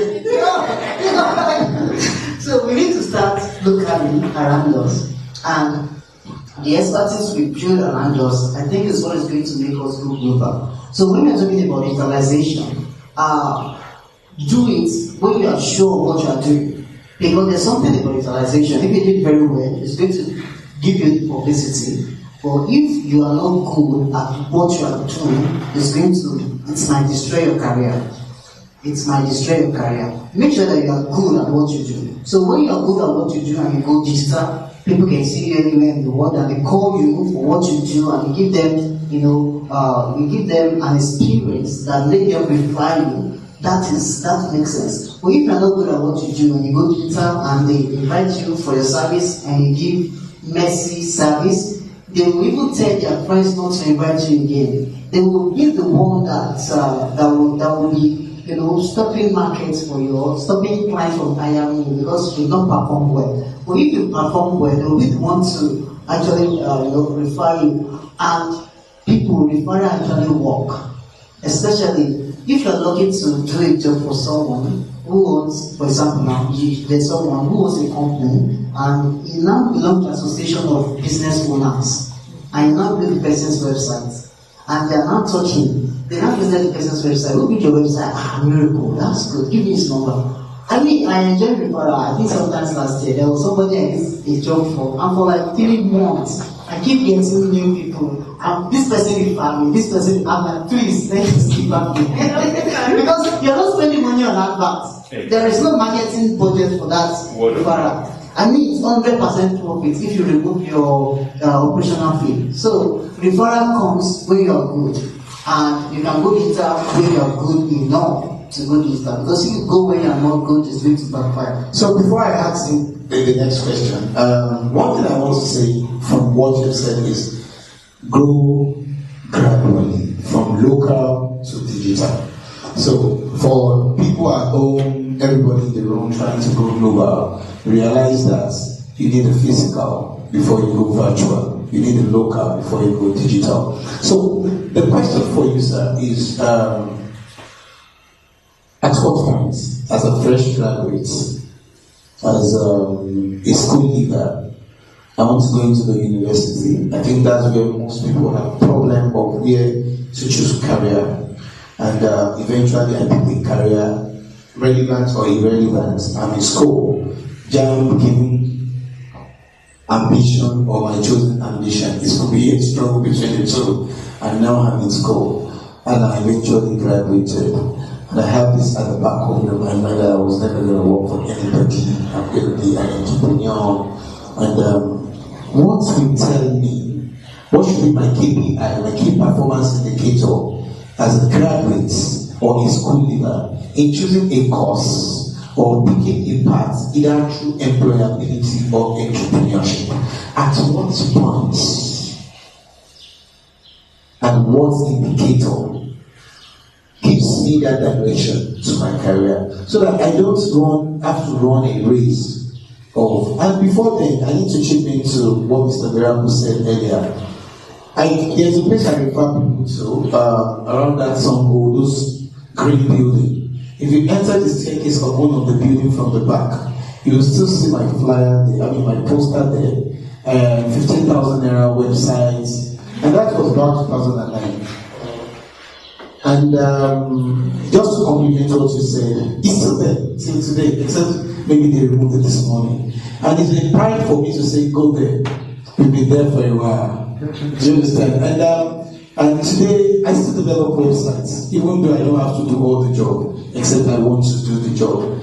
And young people, that's from that question, that's the answer to your question. Young people don't want to rise through the ladder. They want to live and become an entrepreneur tomorrow morning, or become a well-paid employee tomorrow morning. He's already eyeing the seat of the group managing director of that company as a graduate. Do you understand now? So at what point do I know my key performance indicator as a school leader picking a course? Okay, that's a very good question, sir. And I totally agree. There's this level of arrogance that we have. We knew that before we come out, right? We just feel that we know a lot, or we know the latest things, you know. I don't want to say we aim so high, right? But we don't really want to probably start from an entry level job. But I think it's very, very, very important to do it in two ways. If it's for employability, find a good company, right, or institution that you like what they are doing. You have people that you can learn from, right? You are passionate about what they are doing. You have people that you can learn from, like people you respect that are there. Then you can now grow with them, and there are things that you can learn. Because there are some institutions, if you just go there for 5 years, you just be in one place.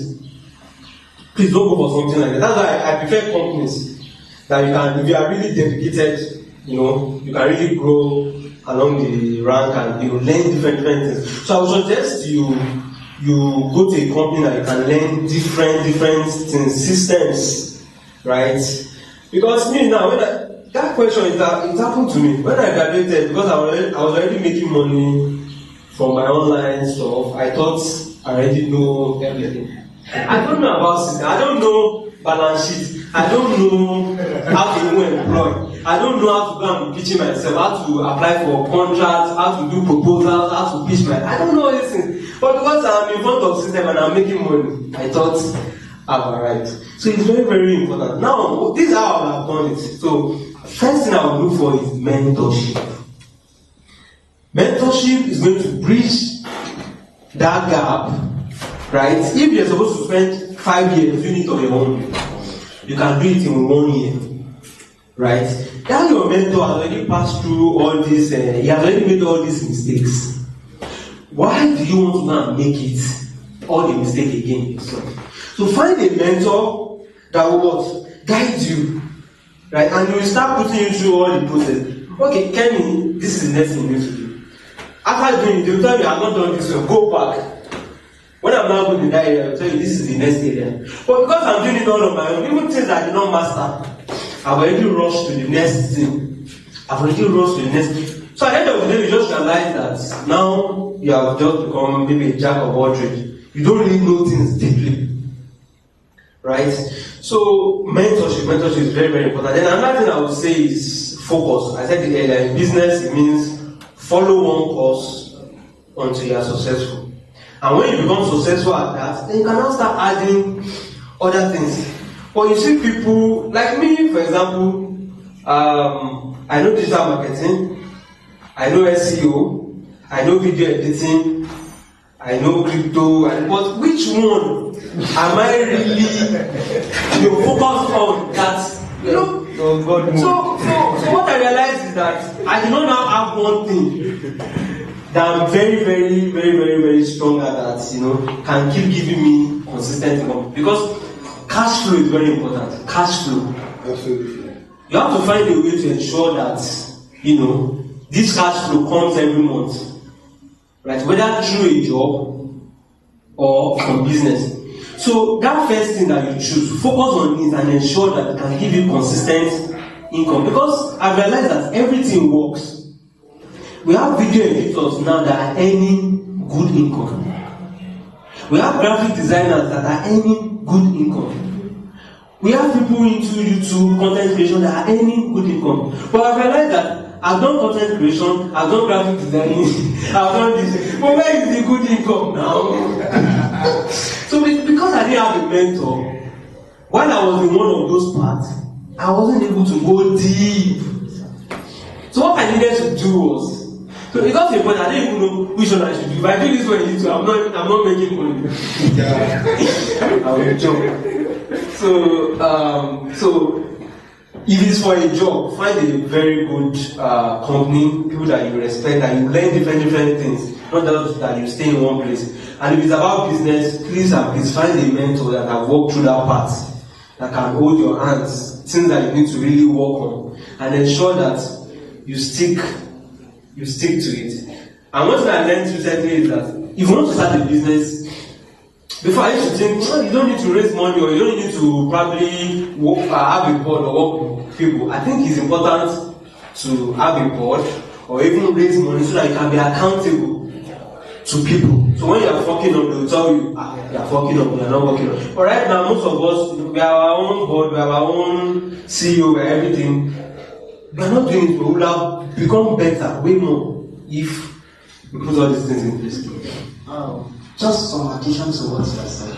I want to say that this particular man, Leki Ada, branding consultant, I was listening to one of his public speaking sessions, and he said that we should have this goal that we should become the 1% of the top people that are doing what we do. And if we become that, we will make a lot of money. Like Tony Lugoduman is thinking of building a website for his current projects, and the person he thinks about is me. I mean, that is what he's talking about. Dangote Joker wants to get married, and they're thinking of video editing, and they're thinking of him. When we become the top 1% in our niche, I think we'll make a lot of money. And like you said, we need focus. We cannot be jumping. I mean, I've done it before, so I've done a lot of things. AdSense, Amazon. What do you even want to count on my account? Affiliate marketing. Oh God. So I think we have to be focused. And we have to have a goal to be focused that when they're talking about the first 10 that offer this service in Nigeria, let's start locally in Nigeria. I want to be, let's start in Ibadan. I want to be the first 10 person that they're going to point to when they are asking for this service. From Ibadan, let's move to the Oyo State. From Oyo State, Nigeria, then we go global. But what we are saying, it might take us years, 5 years, 10 years, 20 years. But at the time when people who are in professional setting are retired, we should also be at the top of our game. That we are the one that the government, they don't even have a choice. They will be their bones and they will be like, if you don't go for this guy, you are doomed. Because they realize that if you give professional service that nobody can compete with. Thank you very much. I would like to make one more addition to what we have said. So if I ask people in this room now, how many of us have like 3 or 4, 5 ambition or talent that we want to do? Let me ask. I have hope. Okay. Now, do we know that when it comes to business is about building a system. Do you know that you can build something in maybe one of your talents and it's running without you? Yeah. When I first graduated, majority of us are graduated maybe because we have this skill. We are like, we want to be the one doing it. You don't have to be the one even doing it. So that's one thing I realized. Then the second thing is that instead of me doing all these things, what if I invest in these things, or I invest in people doing these things, right? Now AI is trending. What if maybe what I just did is write a check for one of these AI companies, and it's one of my ambition or talent, but that's how I've done. But no, I want to have this company in AI. I want to have this company in media. You can just invest there and you're already there. So I think that's it. Okay, that's a very awesome one, and that leads to a question that you may come back. We have a big fear, a very big fear. At what point do you, as an individual, learn to multitask and learn to specialize? You talked about entrepreneurs and employees. Yeah. So entrepreneurs do not have the privilege an employee has. A well-paid, structured employee has two options and two possibilities. The first possibility a well-paid employee has is he is going to probably have experience like 5 departments that expand his horizon. He's been taken to monitoring, he's been taken to projects, he's been taken to what have you, sales and all of that. Most especially in the banking sector, will humble you. You can wake up tomorrow morning, you don't know anything about marketing, and you just find yourself in marketing, and they just say you are head of marketing, and you just have to figure out your life or decide to resign. But for an entrepreneur, you sometimes have problem with having an accountant, a lawyer, a receptionist, a cleaner. Sometimes as an entrepreneur, there are days you have to wake up and be everything all by yourself. How do you create a balance? How do you create a balance between multitasking and specialization? Okay, I think that's a very good question. As an entrepreneur, you have to be able to wear different hats, but you cannot wear those different hats forever. So the most important thing that I see is you need to be able to build your system or your business in a way that you have sufficient cash flow. Without you, there's sufficient cash flow. And when there's sufficient cash flow, you can be able to outsource some of these things. But some of us, when we are starting our business, we're already employing this one. We're already employing accountants and all these things. Before you know it, if money is no longer coming, the cash flow is no longer coming, we have to start laying off people, and it affects the business. So this is why this is how I do it now. First, focus on finding what is working. What is working? What are people paying for? So once you find what is working, or you know the products that are selling, what you need to focus on. Like in my e-commerce platform now, under building materials, I know the 4 or 5 products that are selling. Under agriculture, I know the 4 or 5 products that are selling. That is, once I'm able to double down on it and focus, I know that I can now start having consistent cash flow, and I can now start employing. For example, this is how I'm working around it. When it comes to logistics, right? I have somebody that I know is free, and I can just add it to the amount that the customer wants to pay. And now I have somebody in logistics. I don't have to employ the person. So I think a way around that you can do before you start having consistent cash flow is find a way that you can have a mutual benefit partner. Yes. That as you are getting sales, he's also getting. So it's not my back, I rub your back. Yes, it's about having win-win situation. So instead of going ahead to employ somebody immediately, because employing too is you need to factor so many things.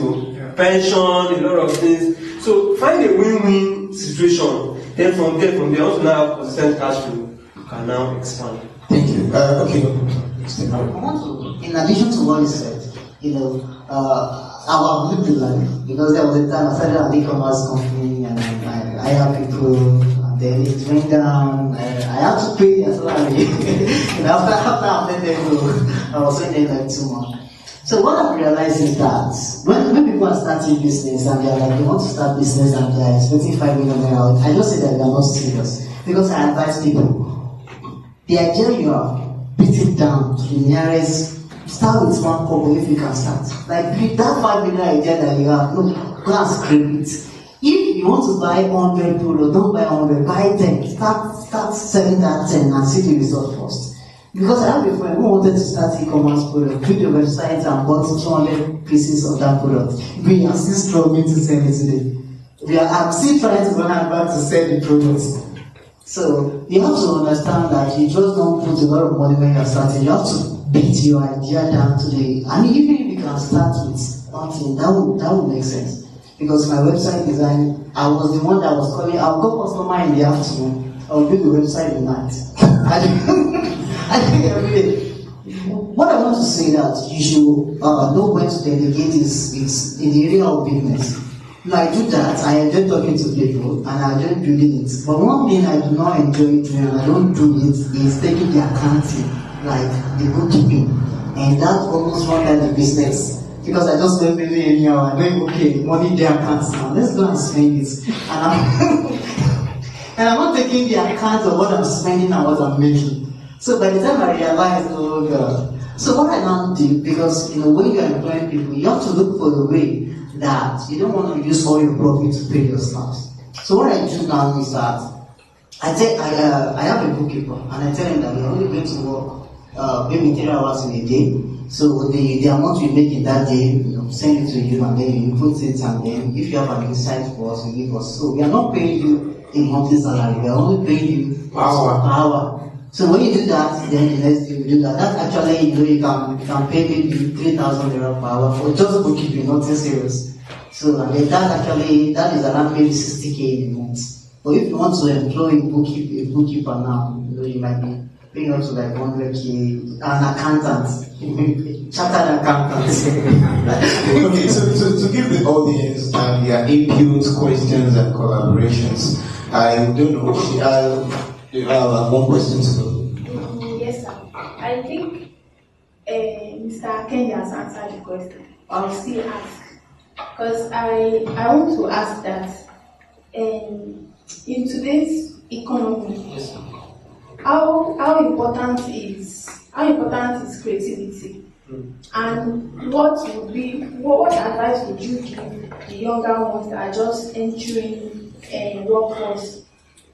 Okay, so creativity is very, very, very, very important, right? You need to be able to, differentiate yourself from the masses, So if you talk about Kenny now, what stands me out?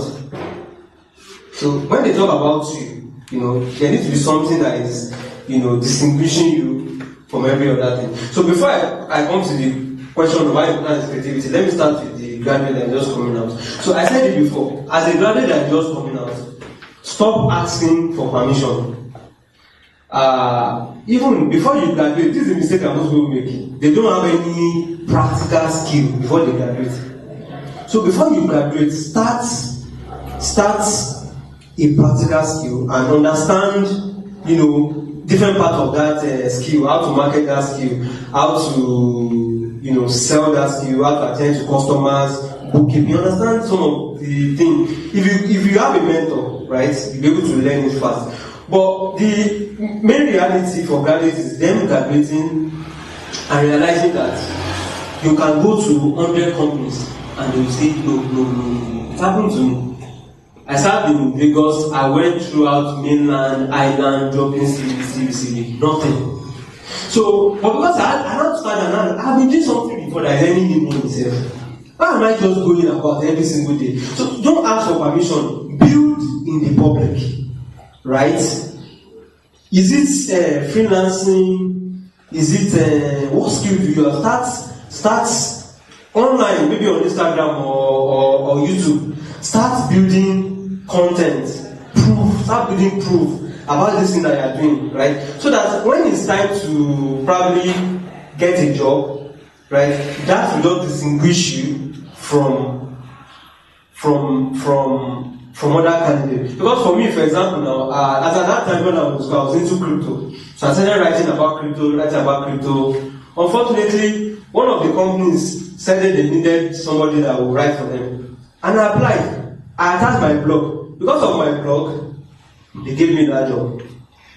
Right? So because of what I've built, if I had waited for permission or if I had not built any proof, right, I would not have gotten that job. So the most important thing for graduate right now is that don't ask for permission, start having proofs online, right? Then try to network with each other, attend events like this.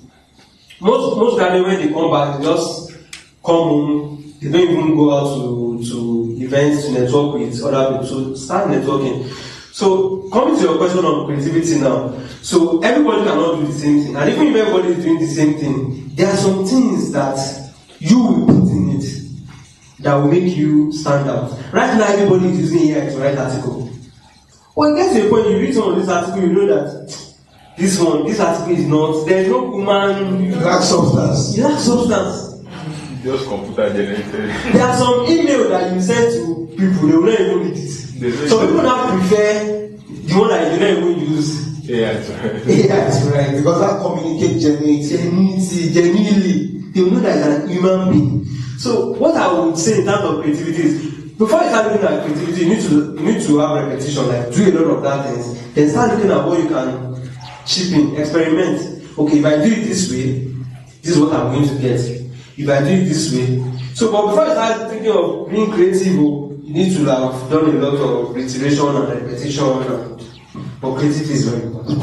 I have a question concerning creativity. I believe we can also ask a question, right?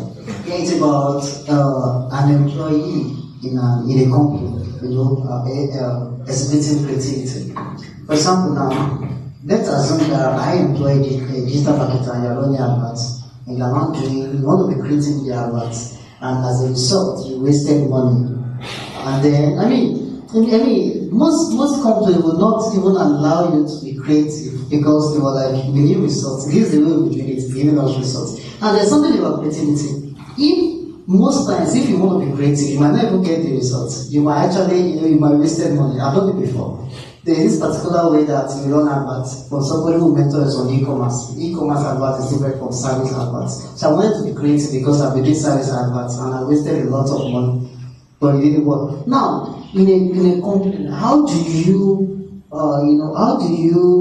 juxtapose the risk of being creative? Because you know that it's going to cost the company maybe money or something, and you as a graduate, if it's a manager, they might be like a manager, you have to experience something, But if you're a graduate, or maybe you're at entry level and you want to exercise your creativity, how do you manage that? Or you just follow the company the way they're doing it? And one thing I've realized about creativity is that correct creativity, or let me say tested creativity, make something better. I see creativity as looking for a better way to do something.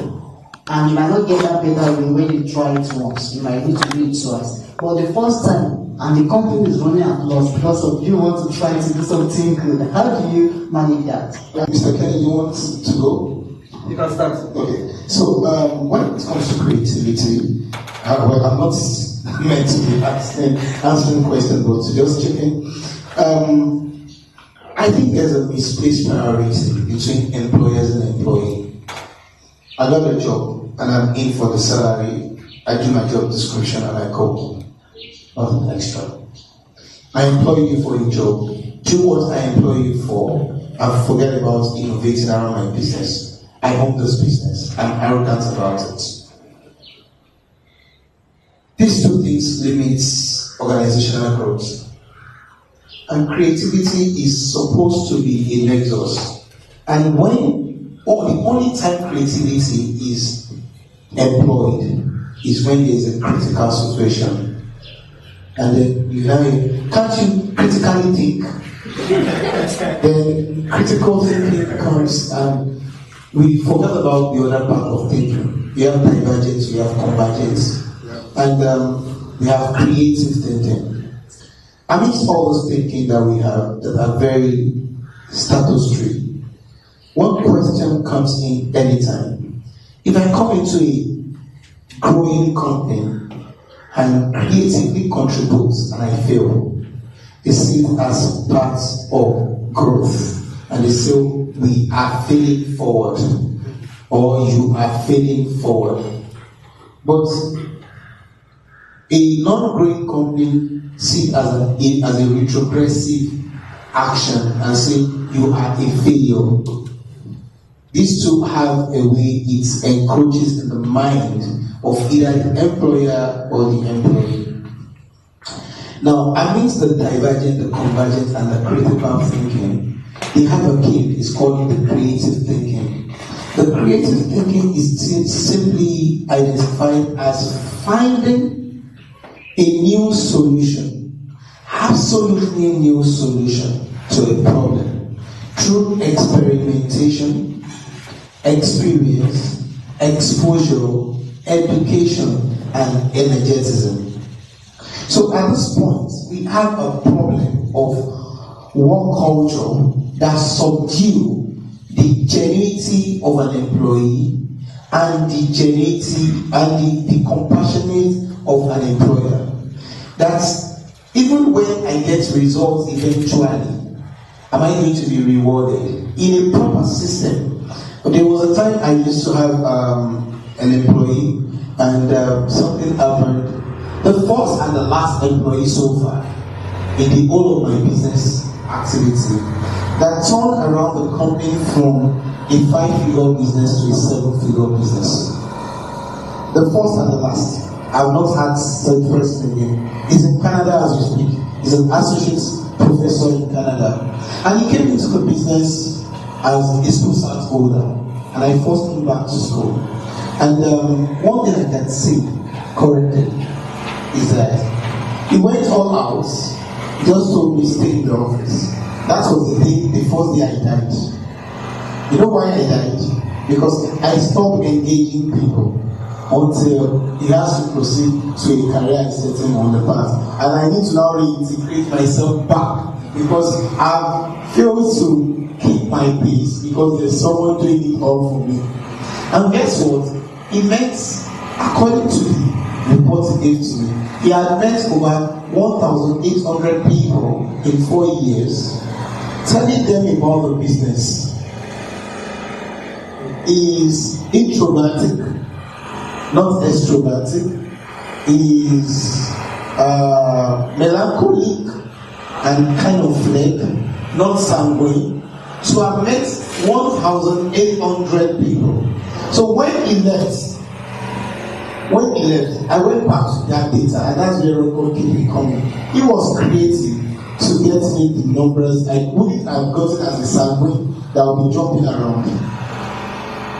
That I wouldn't have gotten as an extroverted person that is going to get engaged and engulfed by the capacity of the euphoria of the moment.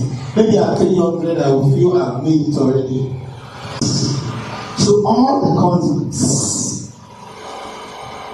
and my message is we are expanding, and Mr. XYZ has transited into the managerial position, and I'm taking on from him as the new sales representative.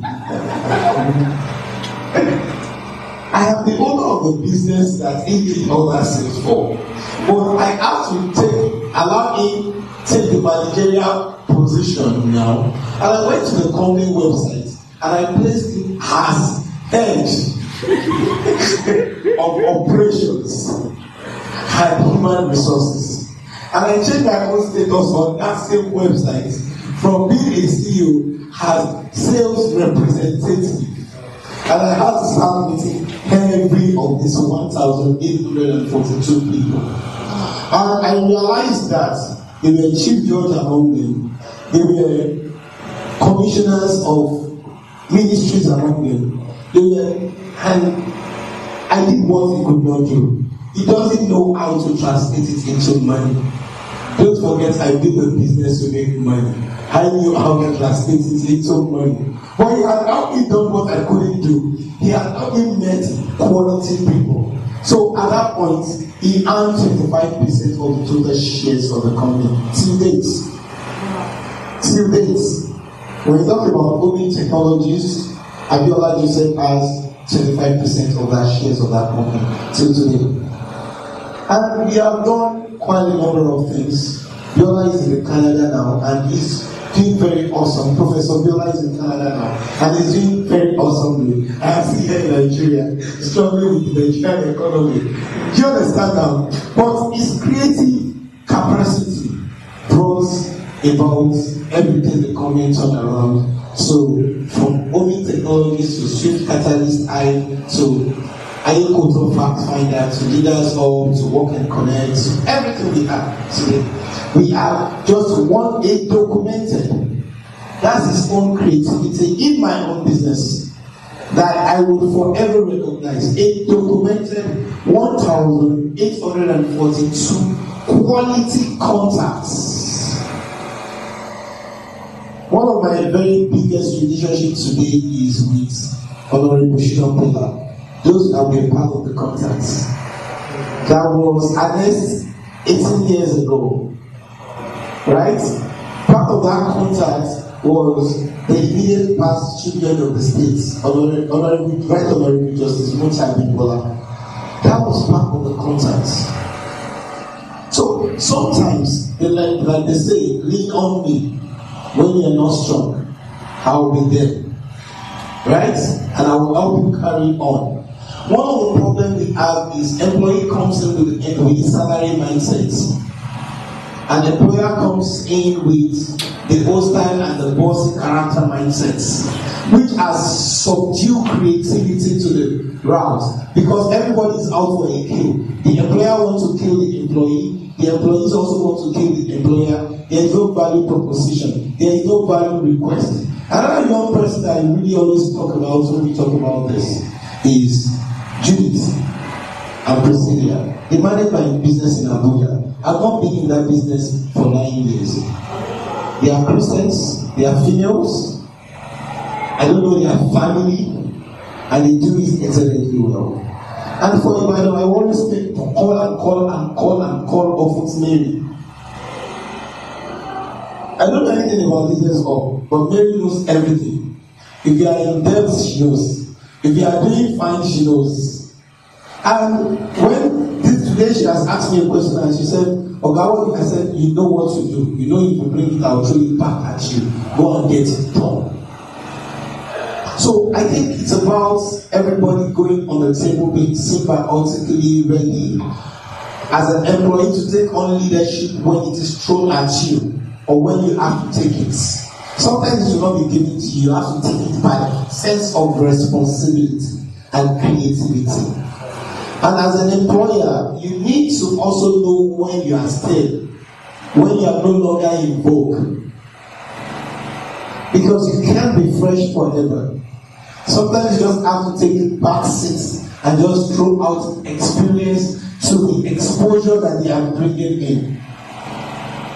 So, I think at this point, we will take contributions and questions from the audience. Anybody want to say something? I can pass the mic right now. Okay, thank you. I'll say wow first. Yeah, there are actually a lot of things that were meant to be honestly. And while the conversation was going on, I had something to say.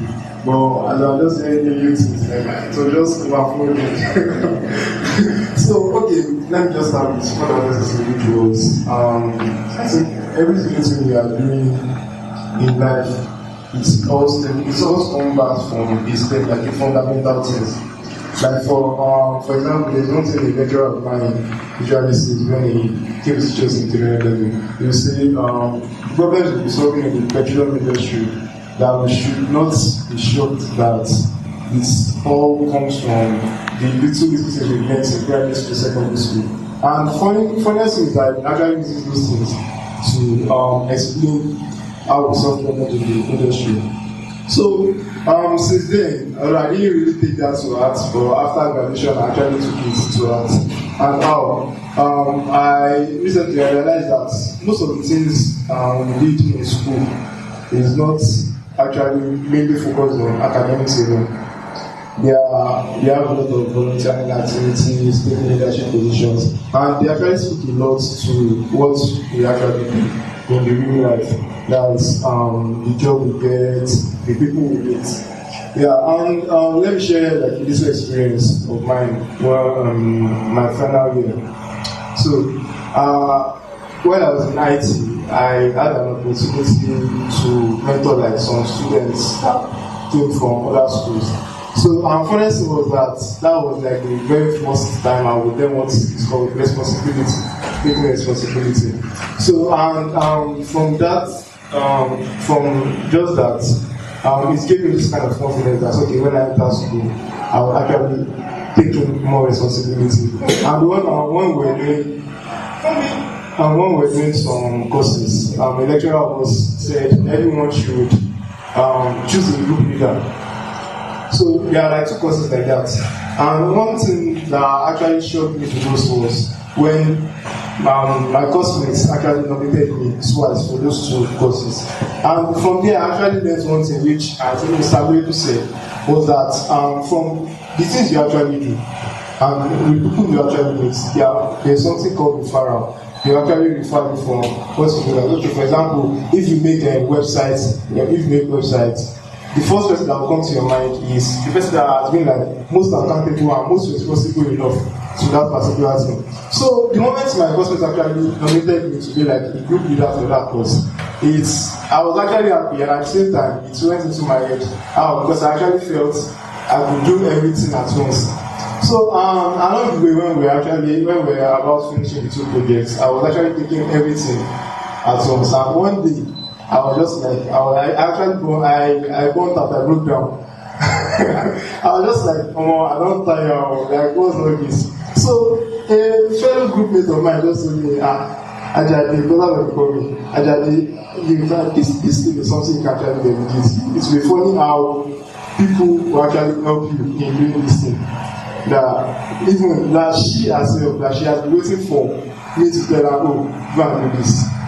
And first was one course that we actually doing. First was I didn't touch anything, so my group mates that actually did that. So if you bring that to real life, it actually comes to that there are actually some things you actually need to do. That you have people who can actually help you execute them. And the second course, I actually learned a lot in that. I remember this from when Mr. Jide was talking about deploying SEALs and some other things. So one thing I learned about that particular course was that we were like 13 in that group. I had a friend that had a very good idea and was creative. I had one that was very good at sales. He knows how to sell things. Because the name of the course was Field Development Planning. Our lecturer told us to develop a field and we should sell that field to him as an investor. That we should see if he will actually be willing to invest in that field. So the colleague who was willing to drop money to invest in that company and to help us in executing the project. So I would just say at the end of the project, one thing I actually learned was that the people they actually meet, they actually matter, and the picture you've actually set for yourself too. So it matters too. That's it. Well, that's a wonderful contribution. I totally agree with you, and I can share my own experience. So when I was serving, I served in Lagos. So during that period, I just used to tell my friends I'm into web design. So after the service, most of the money that I saved, very exhausted. I was very broke. I was sleeping, thinking of what miracle is going to happen. And guess what? Somebody called me saying that, Kenny, somebody give you a number that I let you web design. It was in the Lebanese. How did it happen? The friend that I told that I went to web design during the corpus meeting was the one that introduced me. And it was through that gig that I was able to survive. So we don't have to wait till the very moment that we need money before we start telling people what we do, right? It might be people that we don't even expect that we've told about what we do that will bring those jobs. So don't commonize everybody. Tell them about what you do, because when the sales come, it will surprise you. They might just be talking about a web designer and just say, oh, this person is not doing this. So yeah, I think that's very important. Tell people what you do. Very important. I have a question. It's about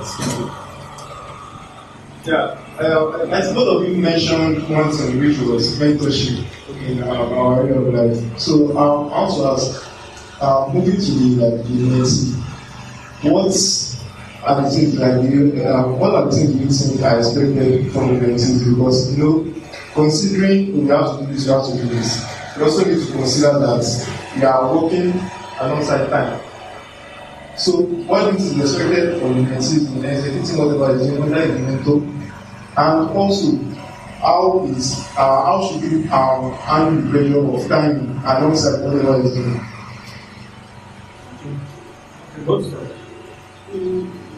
Yes, I want to say something, and also I want to call our attention to a particular challenge. Okay, firstly, as a mentee, and I'm opportune to be mentor to you, I want you to, when you're coming to me with a problem, I want you to give a possible solution to it by yourself, and then we will both start the solution. I'm not coming to me to this is what I'm going through. And then I'm like, okay, what do you think about it? And you're like, I don't think it's about it. So no, I'm actually expecting you to hear what we talked about it, and then you will now reason together and see the pro and the cons of your possible solution. That is one thing. And second thing is that a mentee relationship. I have someone, in website design, just starting. So sometimes people abuse this mentorship relationship because if you are not careful, it's my turn to be in a relationship. I think there was a point where I even withdrew from mentoring people because the feeling was true.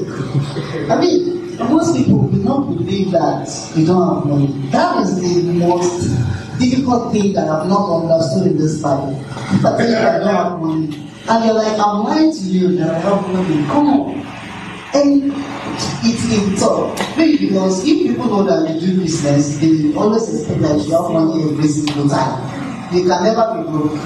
But let me tell you, people that do business are those people who are broke more than them. If you're a business, you get a salary and now, you know that at the end of the month, the money is coming.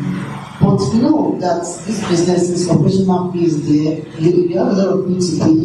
Things that actually remain for you might just be for you to feed and just pay your bills. You might not even have excess that you want to give someone. So when people tell you that I don't have money, you don't believe. There are most people that they reach out to me that they want to start business, and I choose a course for them on YouTube. And they were like, we don't have data, if I can make it. I think we need to understand something that in a relationship, in a mentorship relationship, you should not just put financial pressure on your mentor. And second thing is that also you should be able to feel, it's not a mentor that is meant to think for you. When you have a problem, take a possible solution and share it with your mentor and see if it's okay, and if it's not, both of you can deliberate. I don't want to be the one to be solving your problem for you. I want to be sort of a guide to you. Let's reason together, possible solution, what you are thinking, is it okay, what is the end result is going to be. So that is what I think. And the second thing I want to ask, I do business. And there's a mentorship that comes with price. You are now the panelist is now the moderator. Go ahead. We are enjoying it. We are enjoying it. This is something that I've faced. Go ahead. My experience. There's some mentorship. There's some people that I want them to mentor me, but their mentorship price, So how do we? I paid for one. I'm sorry, the person does not seem to have my time. After paying. So it's just like, sir, please, can you just help me through this? What do you think about it? Yeah, that is okay. If you have another challenge, I mean, the mentorship time is not meant to be there. When I pay for mentor, what I was expecting is that because the person is doing, like millionaire business, so I'm expecting, I want to understand your thinking. How do you think about this business? How do you run these things? I pay so that I can have a conversation with you about your business. Not that you just be like giving me maybe 5 minutes conversation and then that's all. You seem so busy. So I mean, mentorship relationship that come with price, and I'm paying this price. I think not to be enjoying it. Okay, so I think I'll just take it on from him. And I think young people need to understand the role of these 5 people in their life. Every young person, and when I mean young person, most times when people talk about youth, I see myself out of that league, except for some of my colleagues and older colleagues that I call them old fools, who still want to identify themselves to be youth above 40. And why do I say that? Is because we have disenfranchised the community over time. Because there are some people we have not allowed them to grow and take leadership while we counsel and consult. That's our role at 40. And the role of everybody above 50, 60, their role is not to counsel or to consult any longer. Their role is to evaluate the counseling, the consultation that is being made by the younger ones which are in their 40s, 50s on the ones who are experimenting and leading. So there are 5 people every young person needs. Every young person needs a father. Biologically, if the person is lucky to have one, or in the life journey, maybe spiritually or something, a father. The role of a father is precise. The role of a father is to care and to provide. But at some point, the provision and care, the care will remain because it's genuinely concerned about your growth and is not competitive about that your growth. So at some point the provision gets slain because you're not the only one and you're not the only responsibility. So you then need an investor who equally believe in whatever that is manifesting from wherever you are coming from your angle of care for your education, care for your life, care for your genuinity, and feel like, oh, this person is living a bankable life. I call it bankable life. Is your life bankable? Can someone place a bet and a loan on your life and you are going to go wait for them? And when you lose, you are going to lose fearlessly. The third one is every young person is a role model. Someone you never met before, you are not likely to ever going to meet in your life. But is so conscious, so genuine, so caring about your growth path. And it's really, it does not even know you, that's of course. A role model does not have to know you, but you are looking up to that person or become a better version of that person. Now, you now need a life coach. A life coach is simple. It's a disciplinarian because you can get to abuse the other 3. You can get to abuse your father's care for you. You can get to abuse your investors' fund on you. You can get to abuse the fantasy around your role model you never met, not being able to walk the walk of how they become, what they became, and you fall out of this. But you see, this life coach is a chief whip. He whips you, is fearless. He cares not about your emotion. If you fall and break a hand, he's not going to hand you a caring part. He's just telling you, get up, and you just have to get going. And he cares not about anything you feel emotionally, but he is productively ready to support you. Mentor. Know what I call the mentors? I call them the messiahs. Look, they do the opposite of a life coach in your life. So when the chief whip is gathering you, dealing you, and you say, sorry, but then you can get over it, don't worry, you can go on that path. Then that's where you now have used the role of a mentor. A mentor is not a provider. A mentor does not necessarily know the direction that you should go. He's just present. It's the opposite of your role model. Right? Your role model is absent, but a mentor is present, is available, is reachable. He does not even have all the money, but when you take it all to him, you see what the coach did to me today. Hey, he's not doing it in a bad mode. Just want you to be better. Just enjoy it. It's just for a while. You can get over it. That's the role of that mentor. So when you pay that guy, you pay him to give you solace. You don't pay him to solve problems. You need to pay a coach to solve problems. You need to attend master classes that have coaches to help you solve problems. You need to pay dearly to get coaches to get you drilled fearlessly. But you see, the mentor you paid, his role is simple. Just to be there when he can be there. Because he might not be there when you really need him sometimes. You might have done all your crying. You might have done all your crying, been done. Even you might even have figured out a patch yourself because you have a coach that drilled you. And that's where people mistake the value of a spiritual leader, right, to a coach. So when you look at that direction, your father could be spiritual father. Who cares genuinely about your growth? Keep praying for you to excel. Keep kabashing, keep doing the nankadi for you, keep kaposhing, keep doing the nafila for you, and all of that. Because he genuinely cares. When you see your role model, you're never going to probably meet him in life. Then comes this guy called your life coach, your coach. Your coach does not send you. You might die in the process. In the military, when you are going, they don't tell you, they say, Mama no, the Papa no, the apes obey.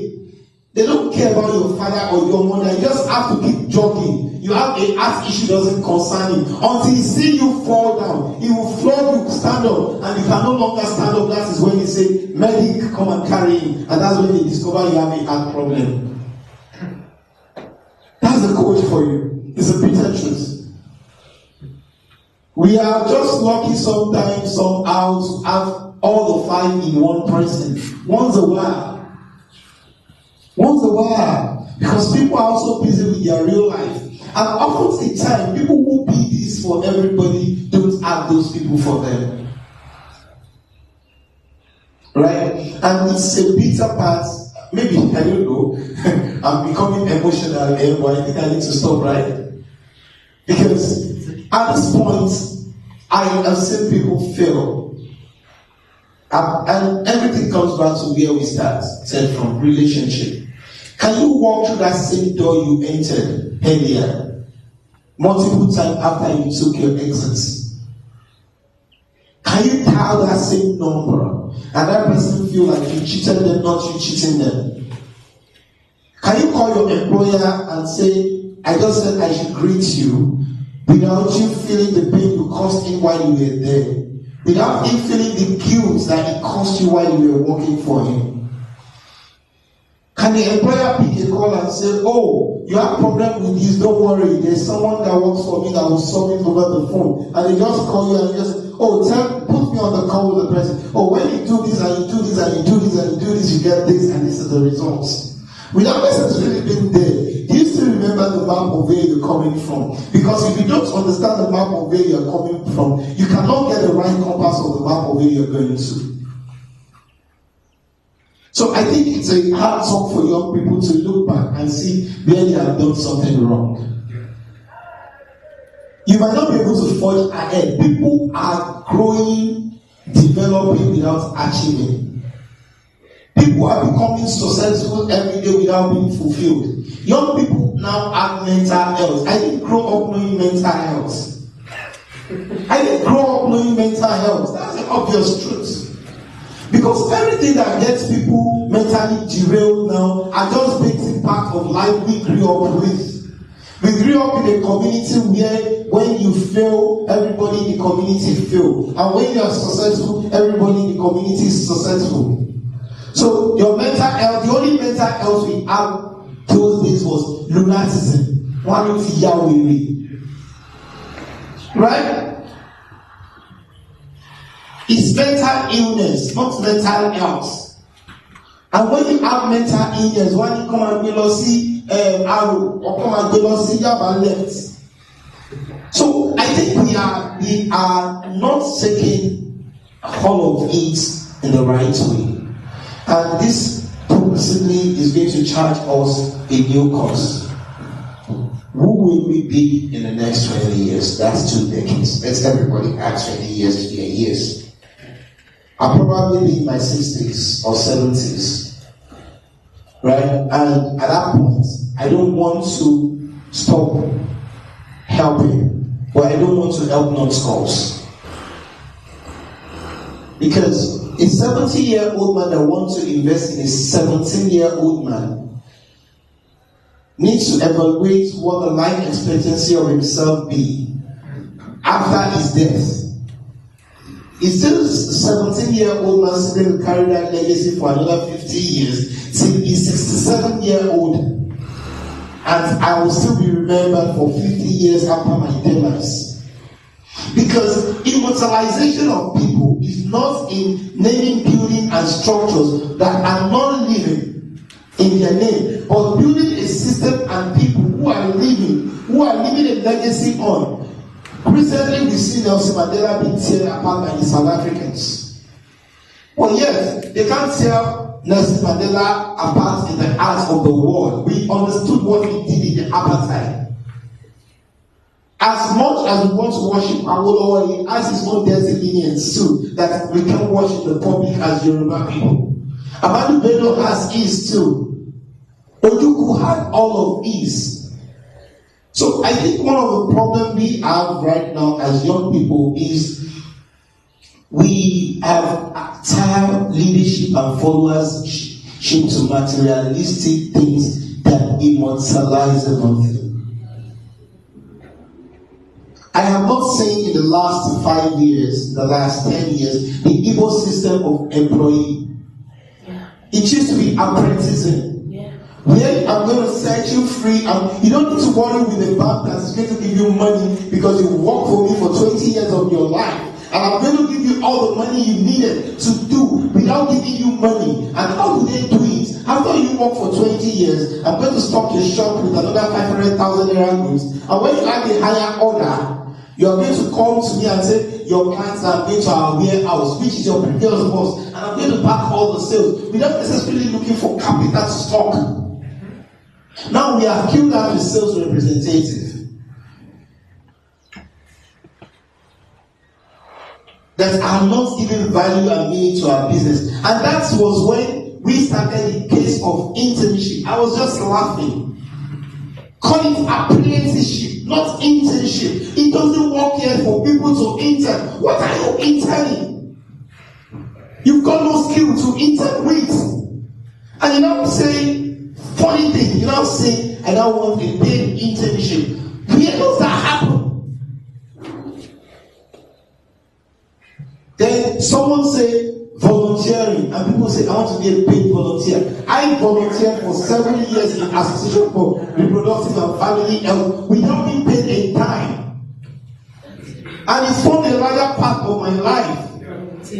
Direct opposite. And we now running the Olodo and the Yahoo economy, the Bella economy, where we now celebrate non-scholars who have little cheats of life that does not last long.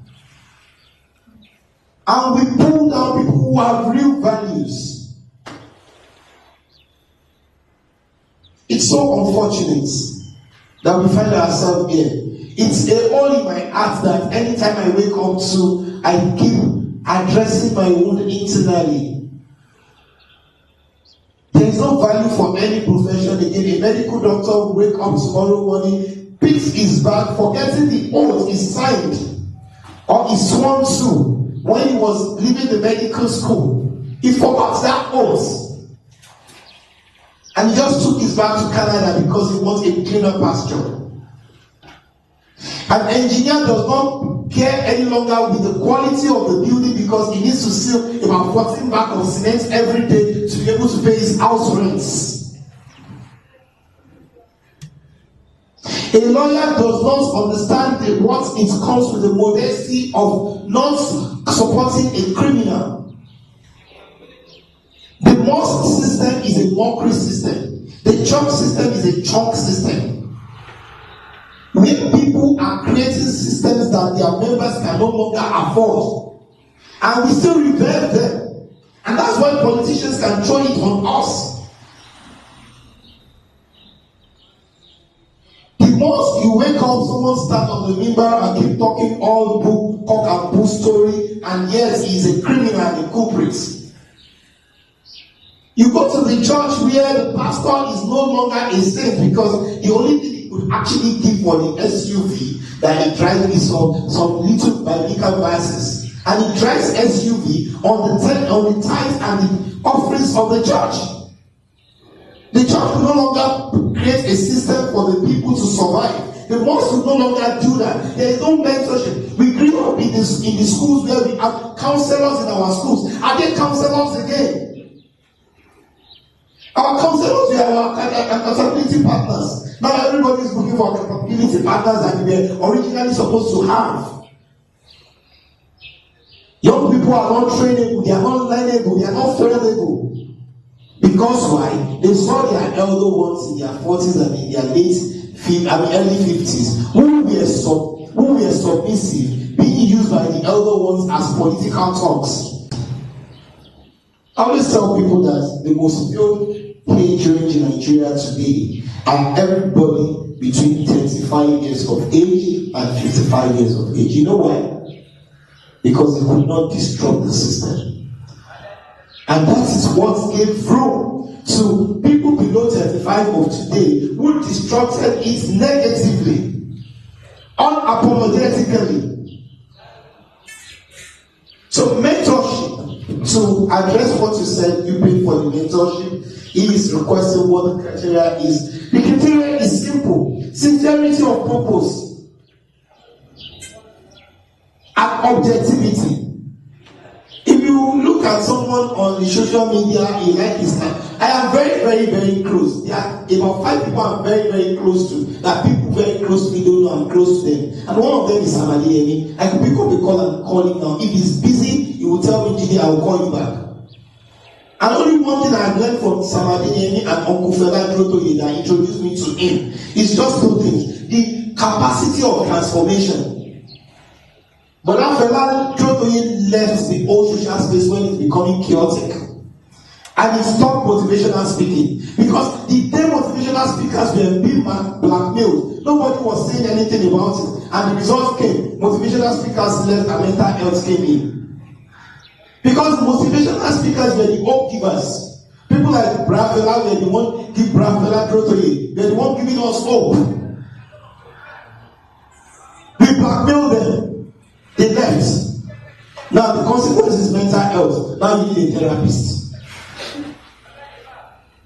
Then, but that Samadi Emi realized, Pastor Samadi Emi realized that okay, the minute he started with motivational speaking, he was smart and he has the Daystar there readily willing to take him. Daystar, he became a pastor in Daystar. He fully took control of Daystar. He was a resilient learner. Then at some point, when the ministry business is becoming a crazy business too, then he turned to a life coach and a business coach. Now he's doing very well in the United States in business coaching.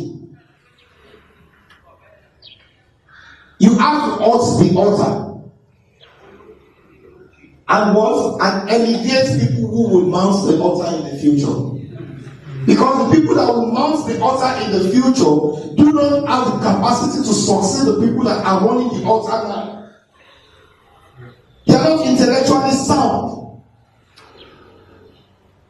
If you come into a room and you start biblically, Quranically expressing yourself, these young people below 35 that have gone chaotic are not willing to learn.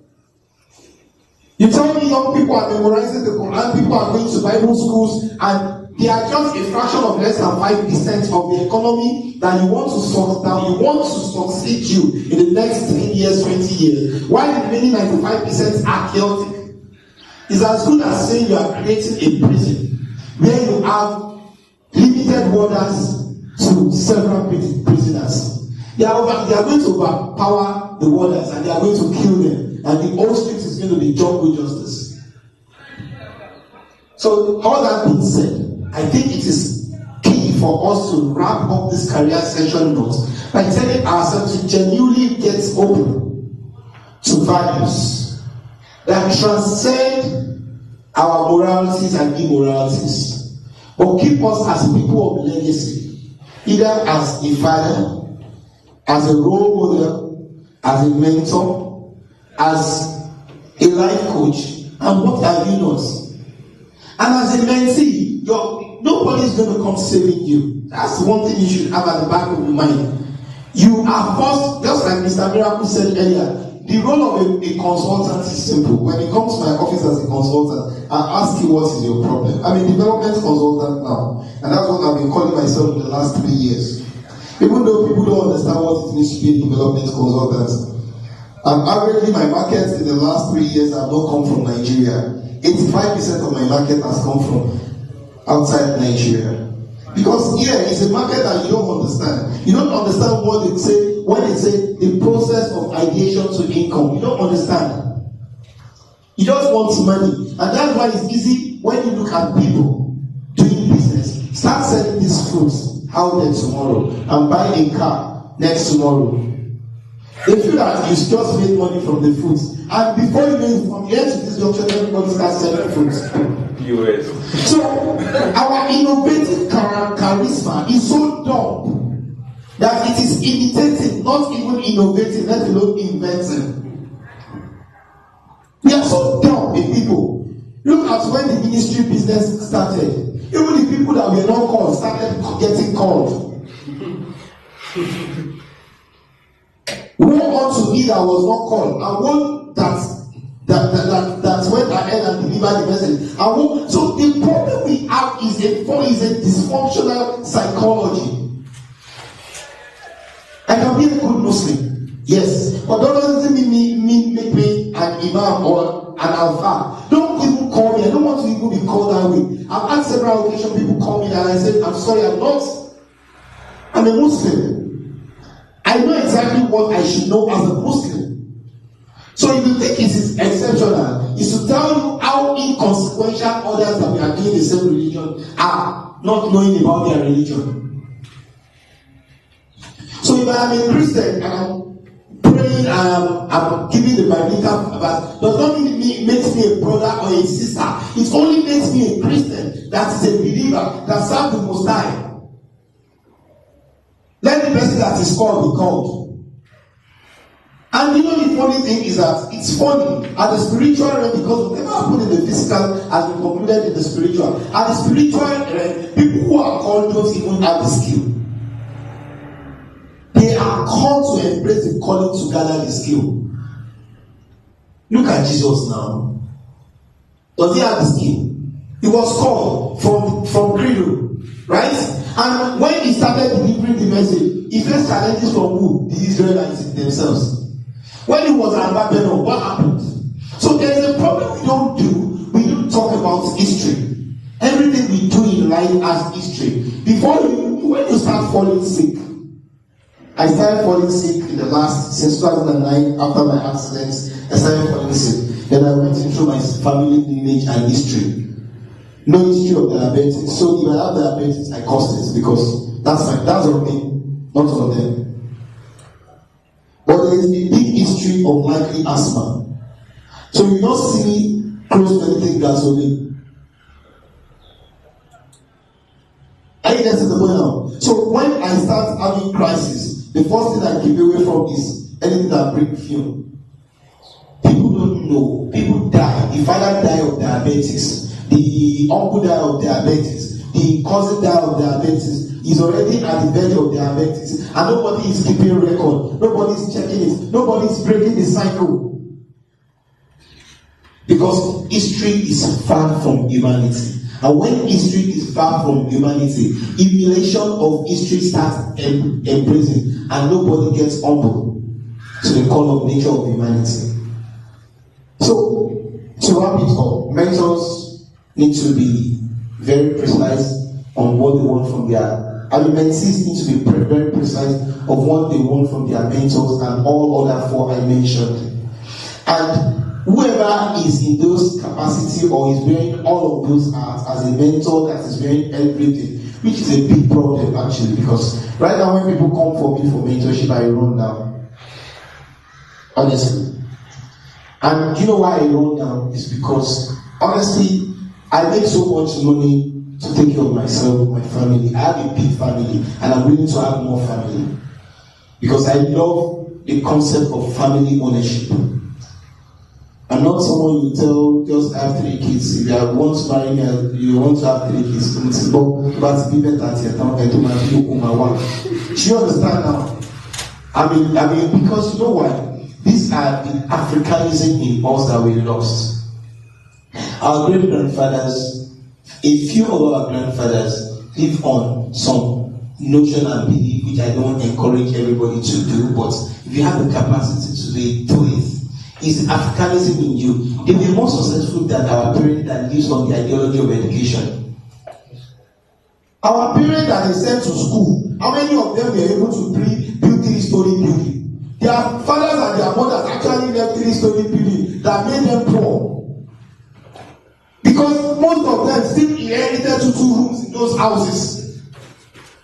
Now they are struggling to build a 3-bedroom house with all their education. So we need to question that education. Always together. But at the same time, you still need to have that education. One of the things that anybody that is close to me know is most especially ladies. I encourage them to go and have their PhDs. You know why? We are going to go into an era where before they talk, they will say, sorry please, this room is for PhD holders. You are just onlookers. We are going to get to that. I picked up JAMB form recently, and why did I pick it up? I was supposed to be doing PhD in engineering by now, which I paused. I started, but I paused. And I said, no, I don't want to die an engineer. I want to die a lawyer. Why? Because everything has a law attached to it. So I picked JAMB form. At my JAMB center, at my GC center, nobody in this room knew I wrote GC. As a matter of fact, I wanted to write SSCE and wear uniform. But they said there is not age limit to people that can write SSCE. Yeah, there is not age limit. After 35 years, they will not allow you to write SSCE. So, and when I went for GC class, the invigilator was looking at me and said, sorry, is this your photo card? I said, yes. He said, machinery. I said, that was my GC class. He said, I saw 44 here. You don't do 44. I said, I'm sorry, he said 43. I said, yes, that's me. He said, ah. Do you understand now? And immediately I was given a crazy attention and support. Do you know what the invigilator said?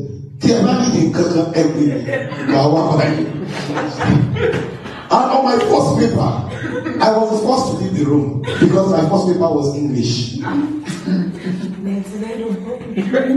I left the room and the master checked the Shaitan money bed. Phone ring call. And I was like out as out. You said we should not bring phone. I didn't come with my phone. The following day, they had to search me and look out for me. Yeah, you need to be sure. And one thing I do when I'm in the exam hall is I look at everybody in the room as they are leaving their desk. I was over 6 the following day that I left the hall. And I wrote all the papers. At the end of it, none of my results was less than C4. None. And none of them did I prepared 1 week ahead. Now come to the JAMB that I informed everybody, including my staff. All of you did not see me reading, right? And everybody was worried that with this exam come back. And I told them that I was not going to go into that hall and fail. And it was just 4 days preparation. I never wrote literature exam in my life other than before starting in the GCE. But I knew with 4 days planning, I went and I had to 15. And immediately I told everybody, I said I had to 15. Some people said bad bellies actually. said, if I lost, I can 15, but we'll try that. And my colleagues, when I posted it in our old students, my secondary school students group, and my university, because I deliberately posted it in the two. I posted my results, the way it came, into the secondary school and my university old student. And everybody was like, Jide, we need talk on here. And I said something. I said, I am not doing this because I want to do anything. But I want to give that true capacity that whatever age you are, you can relearn. Whatever age, you can start afresh. You can pick up a new jam from. You want to do law, you want to do nursing, they give you lab science. Go and do that lab science, come back and take another form for nursing. You can still do it. If it's your passion. The concept of education that has been abused is not to give us everything we need to live our life. It's just to expose us to the capacity of what we can do.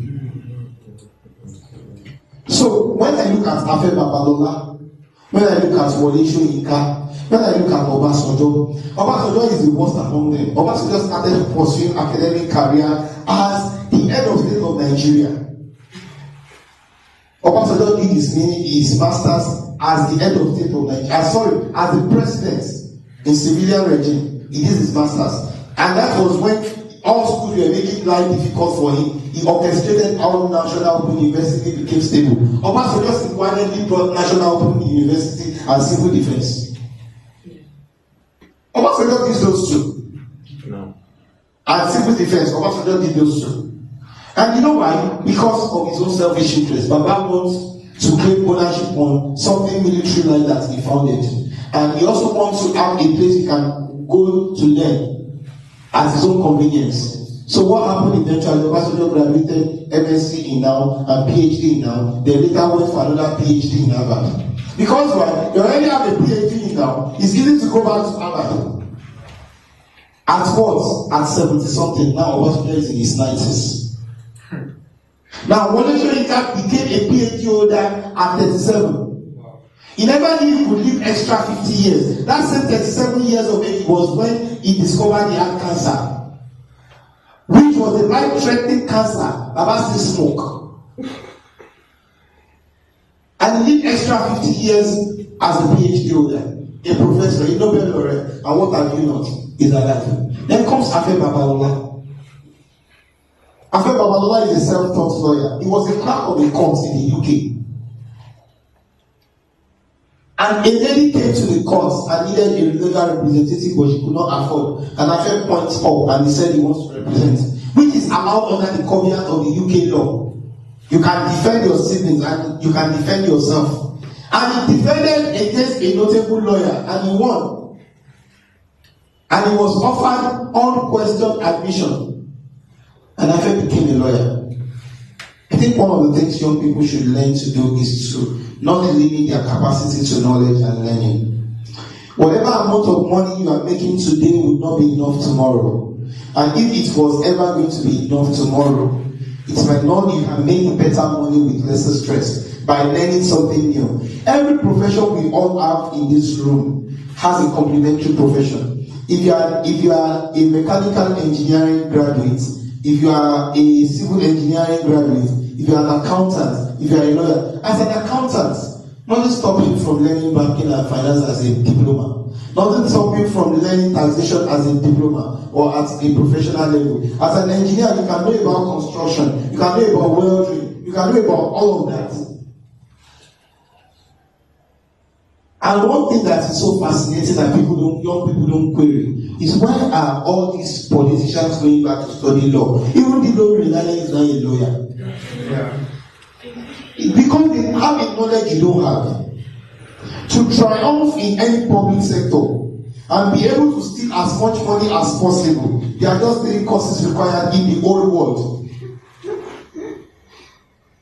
To be able to steal as much money as possible and be so relevant in any political career or aspiration in life, and you can fit into any ministry, agency, or department, there are just 3 courses. Number 1 is accounting, because there will always be fiscal year budget planning at every year, at every time. Accounting is a noble, evergreen profession that transcends whatever you're doing.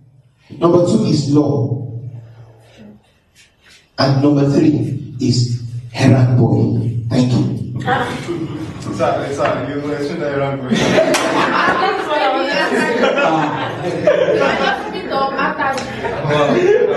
So that is true. Errand boy. What be a yes sir. Am I right, sir? Yes sir. Whatever they tell you. He goes to person for everything. Okay, wow, that's so lovely. Engineer Dede, really appreciate. I think we should round it up now. Yes, we are coming to the end. So yeah, thank you everyone for coming. So let us have our final words. My final word will be for everybody to continue learning and not just learn alone. We need to execute on what we learn, right? We also need to be courageous, try new things, and most importantly, let's have patience. It takes time to build something really, really great, right? You cannot get 9 ladies pregnant and have a baby the next month. So it takes 9 months to have a baby. So thank you very much. Okay, without spending more time, I will just, in addition to what they have said, I'll just say that we should, more importantly, believe in ourselves. I think it is very important. We have to, whatever dreams that we have to first believe that we can accomplish it. And we also have to be picky about people that we share the dreams with, because some people might discourage you. But there are some dreams that no matter how they discourage you, you go to bed and still think about it. So, let's believe ourselves, let's believe in us, and let's believe in our capacity. Most people don't believe in their, when I started doing website design, and when I spoke with clients, I will see how this idea that what if the client does not like it? What if the data call me and say this guy is a scammer? What if? I think most people will actually feel like that. You know that you can do this. You know that even you might have done it for like 10 people, but you still have that kind of thought. What if? I think we need to when that happens, we need to refer to what we've done in the past. It's a way that is also boosts our confidence. Yeah, thank you very much. Yes, thank you everyone. As we have come to the end of today's program, we appreciate everyone for your time, and on behalf of Leaders Hub, I appreciate our distinguished panelists. Thank you for your time. Thank you, because we've learned and we've gained a lot from your knowledge, from your experiences, and from your own perspective. Thank you so much for your time. You're welcome.